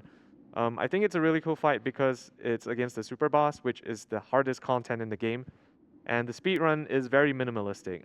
The main difference in Octopath 2 is that you don't have to complete any of the story in the game before challenging the Superboss. So Sanjan's going to quickly flash over to the map right now. We didn't complete any of this characters' chapters except for Hikari 2. Yeah, and that's to get the champion's belt. That's about it. Technically, you don't need it, but yeah. So the modern routes wouldn't use the champion's belt, but the more consistent route, which is more beginner friendly, would still get the champion's belt. It's still a really good item for the run. But yeah, this is just to show that we haven't done anything. Yeah, so there's a couple special items that you don't get in Yeah. the main any percent, and this is going to be Ancient Curse Talisman and Decaying Dragon's Essence. So Yeah. So I'll briefly go over them. I'll briefly go over basically the special things in this setup and the things that we didn't get to explain in the any percent run. Firstly, you're going to see that Sanjan has a pretty small inventory. This is more for the incentive. It's to enable the blindfolded incentive to be a bit easier because it standardizes the menus. More importantly, we have two pretty special items here. The first is the Ancient Curse Talisman. This inflicts Elemental Break debuff or Elemental Defense down. You find this on the Lost Isle, which is also the place where you can get the Arcanist job, which I'll explain like shortly later. The next item is the Decaying Dragon's Essence. This is a pretty good item. It takes off 4 shields regardless of weaknesses. And it's really nice for letting characters that don't have a lot of accuracy and would rather use their boost points to do something else, and it still allows them to take off 4 shields. So it's a really convenient item. We get this in the Curious Nest, which is going to be our grind spot in the speed if we were to do a speed run, and also where we would pick up the Fang of Ferocity, I believe. Speaking of which, we're going to go over to the equipment right now, just to explain some of the unique pieces of equipment that are unique to the setup. The Giant's Club is something that we can pick up in the Ivory Grotto. This is like the BT Blade, essentially. It increases all physical damage by 30%. We specifically have Frone on the Arms Master because of the large attack bonus, and also because it can wield the Giant's Club. The Fang of Ferocity, oh, sorry, you want to? No, I was going to say, yeah, generally for like this category, the damage is extremely tight. Actually, at 47, it's still a range for Oswald, but it's incredibly rare. Yeah, hopefully we won't see it. Really want to make sure you have all the help that you can get. Speaking of which, Fang of Ferocity, which we got in the Curious Nest, essentially a BP eater from the first game. Any attack which you would boost, you get a 30% bonus to the damage. Really unconditional damage increase. Slightly nerfed in this game, but still really, really strong. That's about an Oswald. We have 2 fire weapons, Fire Starter and Scorched Bone Spear. We can technically have 3 weapons on Oswald, but he needs the Arms Master class, which we're going to use on Frone. So, and 2 fire weapons is pretty much enough for Oswald anyway for what we want. And getting the third one tends to be pretty slow. Lost Tribe stuff is the best staff that we can get without much time investment. We want to go to the Inferno Castle anyway so that we can get 1 more Cleric and also the Stone of Truth, which gives you free advanced magic. Basically turn all of Oswald's single hit spells into 2 hits, and we get that from the Inferno Castle. Finisher's class is just increase your crit damage. So instead of 1.25 times, it gives an additional 1.5 times crit damage bonus on top of that. Really nice because we'll be combining that with critical scope to make our magic, which normally cannot crit, suddenly deal like almost 2 times the amount of damage. Ancient Circle and Blessed Vestments are the best, some of the best elemental attack increasing armor that you can get. Really helpful for the speedrun. We pick those up in Timber Rain where it's easily available. So that's more or less the important pieces of equipment. Briefly go over the skills. The only one which I really want to explain is Elfric's Blessing. This is the Cleric Divine skill. It's different from Elfric's Auspices in the first game. In the first game, it would just make you do everything twice, but in this game, it gives you an extra turn at the end of the turn, which can be a lot more broken because it basically allows you to do twice the amount of things in a single turn. Yeah, you'll see like we use a pretty much very specific order. Basically, the theme is to give yourself as many turns as you can using Elfric's Blessing. So support skills, not much we have to explain. Standard setup for Frone. Summon Strength is just because we don't have any other skills that are better. So just might as well give her more damage. Important thing we want to explain is Price of Power for Oswald. This is the a support skill which you can get from the Arcanist job, which you get the Lost Isle. Essentially, it's Elemental 8 from the first game. Doubles the cost, SP cost of all your spells, but 1.5 times damage boost. Really, really big, easy damage boost to get. Definitely want to have that on Oswald. Just a minor thing, you see we don't have Separate on Oswald. We don't need it because we have Stone of Truth. Yeah, we'd rather have like more damage yeah, because exactly. Stone of Truth just gives you enough turns that you just don't need it. Okay, nothing really much to explain for support. Just step ahead. Show Goes On just gives 1 more turn to your buffs like Elfric's and Peacock Strut. Yeah, that's about all we have to explain for the current party. Really, really quick, I want to go over the party order, which is going to be very specific. We specifically want Casti to be at the top and Agnia to be under Oswald. This is because at the end of the turn, when Alfrix takes effect, the order in which your characters act is actually based on reverse party order. So the characters at the top of the party are going to act last, and we want Agnia to go before Oswald and Casti to go at the end of the turn. And the rest of the party on the other side, I'll briefly go over the jobs. Particio is a cleric, Ochet's a merchant for extra damage, Agnia is an inventor for crit scope, Oswald is warrior because it lets him wield 2 fire weapons. So without further, I think that's about it. Yeah, that's about it. So, Okay, so we could start the blindfold and send it. Oh, okay.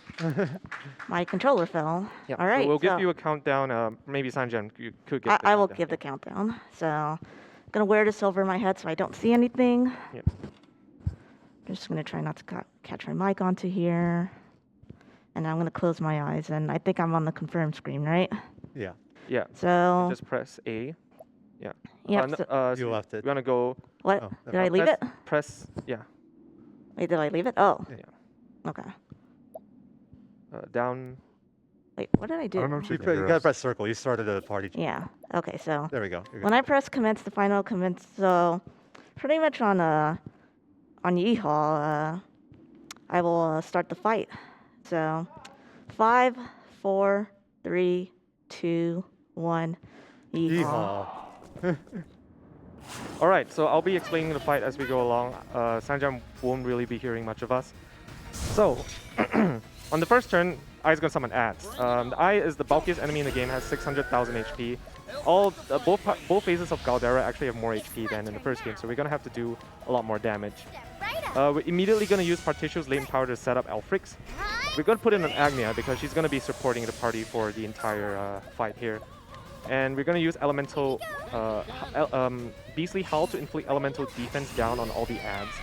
Can't inflict it on the Eye yet because he has the invincibility buff.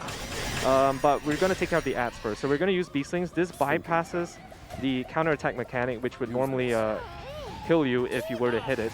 But because we break it, we don't get that. So we're going to put Alfrix on Oswald here. This will last until the end of the fight with Show Goes On, and this allows Oswald to do 2 big hits on every turn. Critical Scope here actually does bypass the invincibility buff on the Eye. Really, really nice. Gives a large damage bonus to everything here. And so Oswald now is just going to use his remaining DP. Doesn't need a full boost. Just use a regular Firestorm to take out all the ads here. So Guards here is going to do double duty. He's going to take out the shields, but also push it to the end so that Particio, specifically Particio, can break. Just pay attention to the LP here. Ochet and Particio are going to get exactly enough LP from the burn damage at the end of every turn and refill their LP exactly. We're going to throw the Ancient Curse Talisman now that the shields are down to inflict elemental defense down, and Oswald's going to use his latent power. This takes any AoE attack, which is basically all his spells, turns it into a single target, but multiplies damage by 2. Really, really useful to ramp up his damage, especially when we only have the Eye left. So Ochet's guaranteed to go first because we put Spring Boots at the start. We want Oswald to have max HP so he gets peak performance. At the same time, we also want more damage, so we use Foreign Assassins. And then the Veterans here is just to fill out extra damage. Specifically, we want to rush this down to below 25% HP. This is going to skip the second phase of the Eye, where it just summons ads. So in the third phase, it actually does summon ads as well, but it will immediately consume them and give itself more shields. But this is actually better for us because it's easier to take off the shields than to deal with extra ads. Really nice here. One really important thing which we're going to do here is reveal weaknesses. Specifically, we want to reveal thunder and light weaknesses, which is why we're going to use Lightning Blast here. And at the end of the turn, Oswald's going to throw the Light Soulstone. And this is going to set up our Elemental Bomb Bottle. And at max boost, it will do 8 hits here, 1 for every elemental weakness revealed. And this is going to allow us to shred the shields of the boss really quickly. 1 more Foreign Assassins. This is going to heal Oswald up again. And he has exactly enough BP here to get 1 more big hit here with that Lychee. Particio and Ochet also exactly got enough LP to get that one last LP in, that one last latent power. So here's the second phase. got 3 ads and the main body. Main body's protected. We got Temenos and Frone here for the buffs. Casti is going to defend. This is very important. You must make sure Casti is going at the start of the next turn because you want to make sure she's going to use a concoct. She's level 1, but that's really all she needs. She's going to support the entire party and carry the entire party on her back by being level 1. So the theme here is just to make sure Frone gets as many Abers as possible. She's going to be able to get 2 Abers off this turn because we guaranteed to have 1 cleric put Alfrix on her. By having the first cleric pomegranate the second Alfric, the first cleric pomegranate the second cleric can always Alfrix Frone. And then she's just going to abuse her latent power to give herself LP with reinforcing jam while also refilling her BP and then using Abers.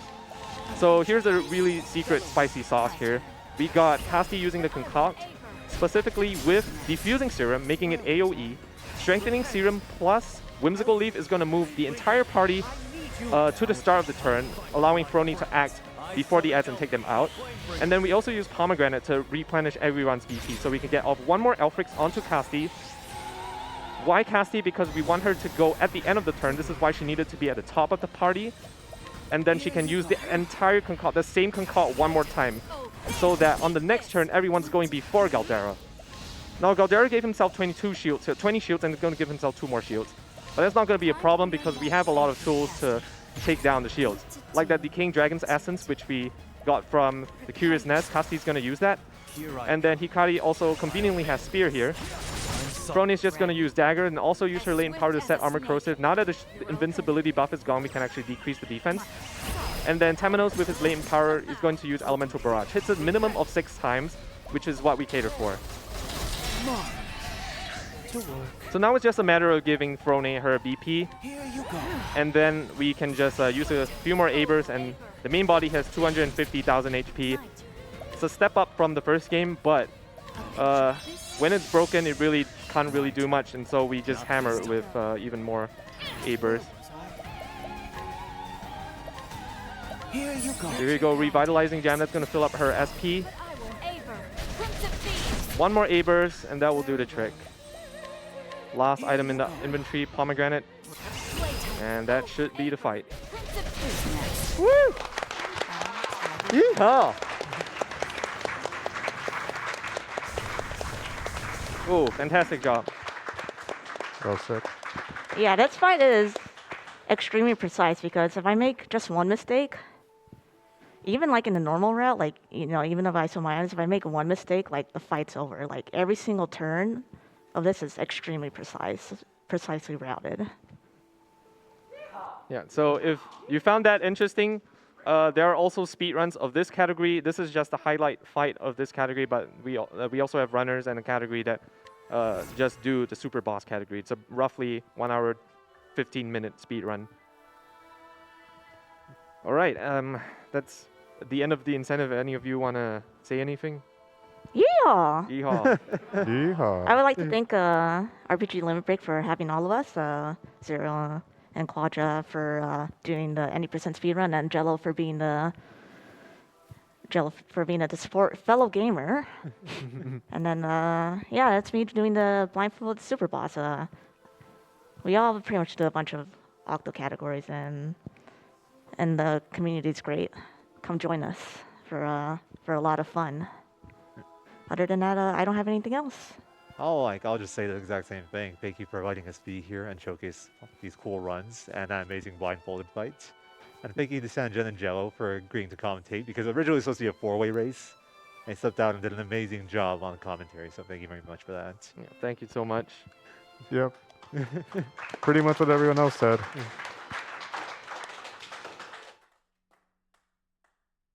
Oh, yes. Thank you so much for that Octopath 2 any percent race, Zero and Quadraaceps. Awesome commentary from Jello and Sanjan, and the amazing Blindfolded Superboss showcase. Great show, Sanjan. Really fantastic. I hope everyone watching really enjoyed the show. I love RPG Limit Break, and I hope you watching at home do too. But with that, my host shift will be coming to an end, but fear not. I will be leaving you in the very capable hands of our next host, the amazingly talented S. Grunt. Don't go anywhere, friends. After a very short break, next up on RPG Limit Break 2023 is Fire Emblem Fates by Kirby Master. Once more, my name's Sumdiener. It's been my pleasure hosting. Signing out.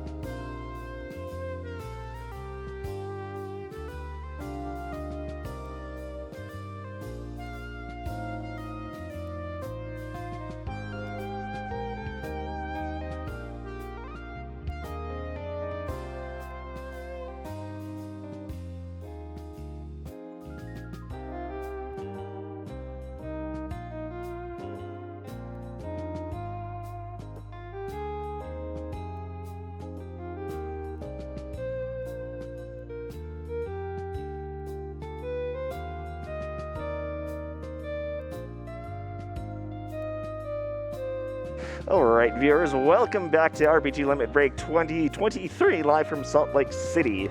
My name is Eskrent, taking the host mic from the wonderful, intelligent SUM Diener, and in just a few minutes, we will be having a run of Fire Emblem Fates from Kirby Master. You have the opportunity right now to choose which of the 3 routes of Fates we're going to be seeing today. At this exact moment, Conquest is in the lead with $135, and Revelation is in second place with $120. So if you want to see which of those routes we're going to be seeing today, get those donations in right now. In addition, you have the opportunity to pick the name of our avatar in Fates. Right now, LFR is in the lead for that with $50. So if you want to see a different name there, or you want to support the name that we've currently got in place, get those donations in now. We have $15 from Paul Theadra saying, RPG Limit Break, I choose you. We have $10 from Text saying, this has been a great event and made by week. Let's get the last Arceus incentives and raise more for Nami. And speaking of those Arceus incentives, we do have a variety of other bid incentives running throughout the duration of this event. At this moment, we've got many for Arceus. You can choose the clan, Diamond or Pearl. We have an incentive to meet a glitch expedition, which has been met, so you can look forward to seeing that later. You will have the option to name the Cyndaquil in the run. Currently in the lead for that is Lilcad NYC with $20 in the lead. And you can also name our protagonist, the player, in that run. Currently in the lead for that is Hustler at $50. If you want to see a different name for that, be sure to get your donations in now.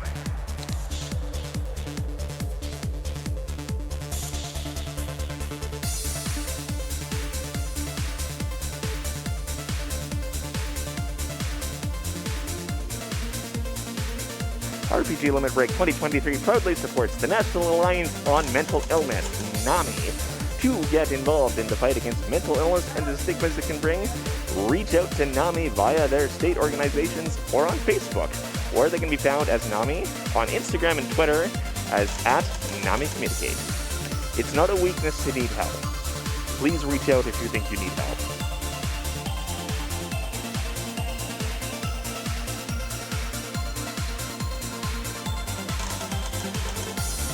We also have a variety of prizes available for donations. If you've donated a total of $100 or more throughout the entire marathon, you can enter in for a 256 gigabyte Steam Deck. And running for this last block of the marathon, you can win for a $5 minimum donation. You can get Heartless and Nobody iron-on patches.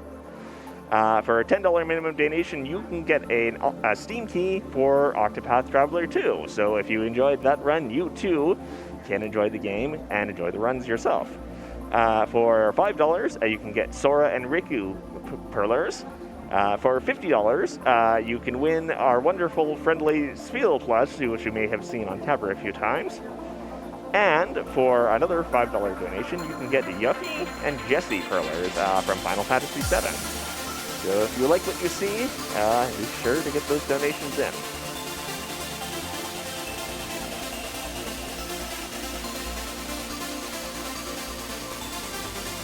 I have $25 from Claris saying, good luck, Kirby.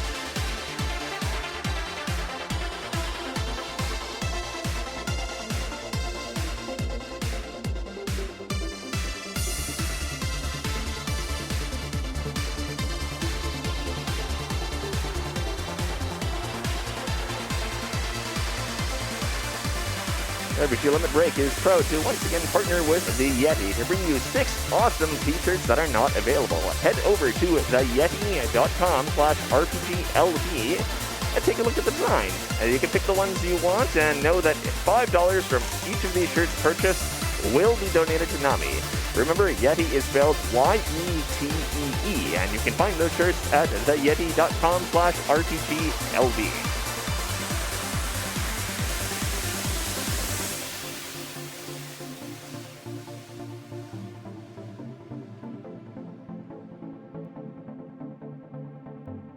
have 2 donations from Tara totaling $250. Much love from Scotland. Thank you very much for your donations.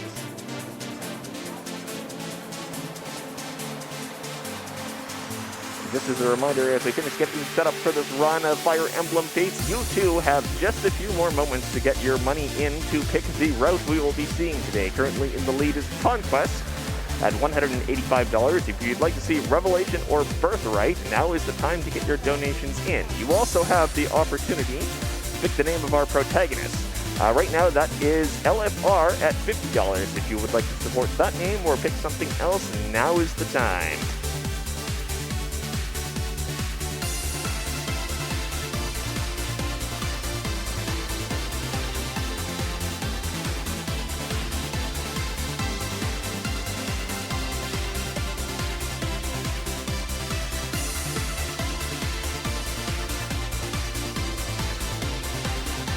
RPG Limit Break is grateful to LOK, a longtime contributor to GDQ Marathons and the designer of our promo banners, attendee badges, and more, and emotes. Check out her work at jazaboo.com. That's JAZAABOO.com.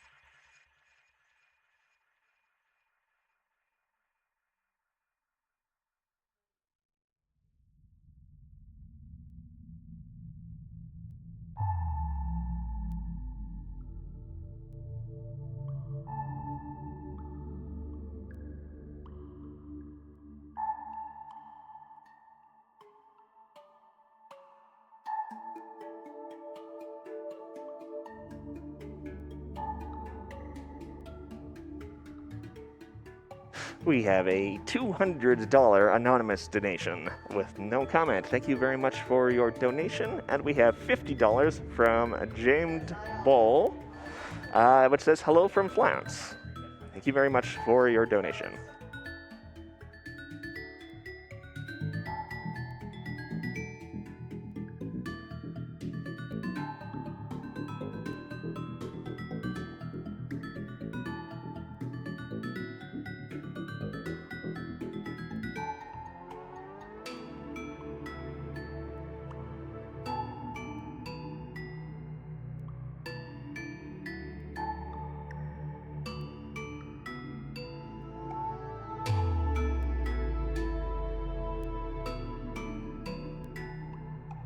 You may have noticed our talk about incentives and prizes. This means that you get to vote with your wallet to name characters, get a runs to complete difficult or ridiculous tasks, or help pick which story you get to see in certain games, like this very run. You can also become eligible to win prizes donated by community members. All of our donations go to NAMI, the National Alliance on Mental Illness. For more information, you can check the channel bio for a link to the 2023 tracker.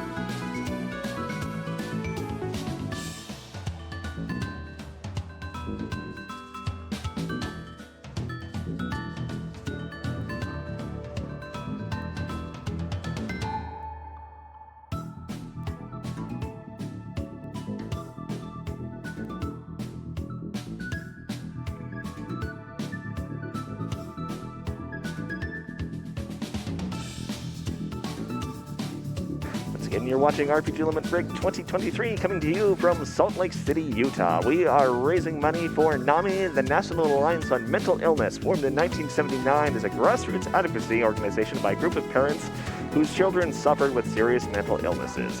NAMI has maintained that focus to this day.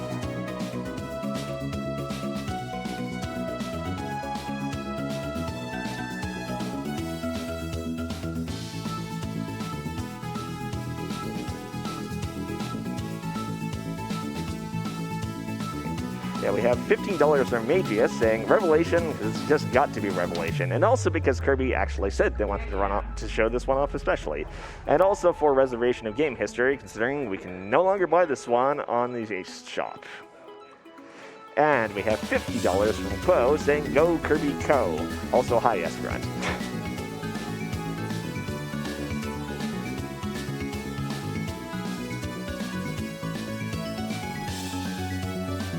To update you on the ongoing bid war leading into this run. Currently in the lead for the route for Fire Emblem Fates is Conquest, now at $300, with Revelation sitting at $240. Once again, if you want to see that change, or you want to support the current route, be sure to get that money in before this run starts in just a few moments.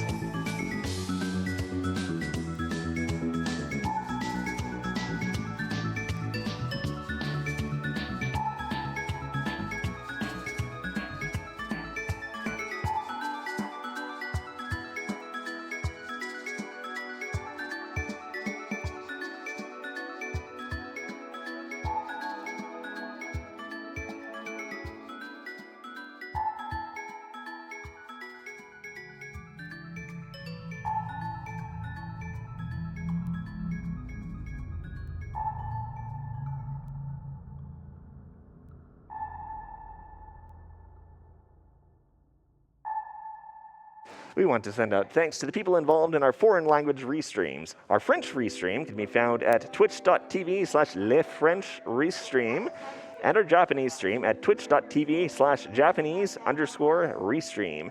If those restreams are helping you enjoy the marathon, go check them out and send them some love.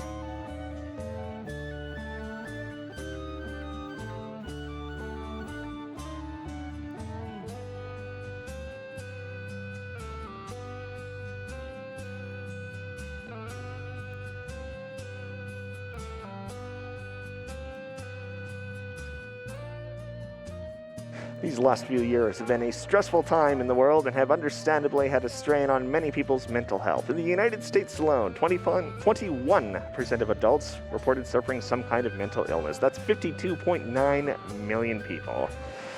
Please remember to reach out for help if you need it. You are not alone.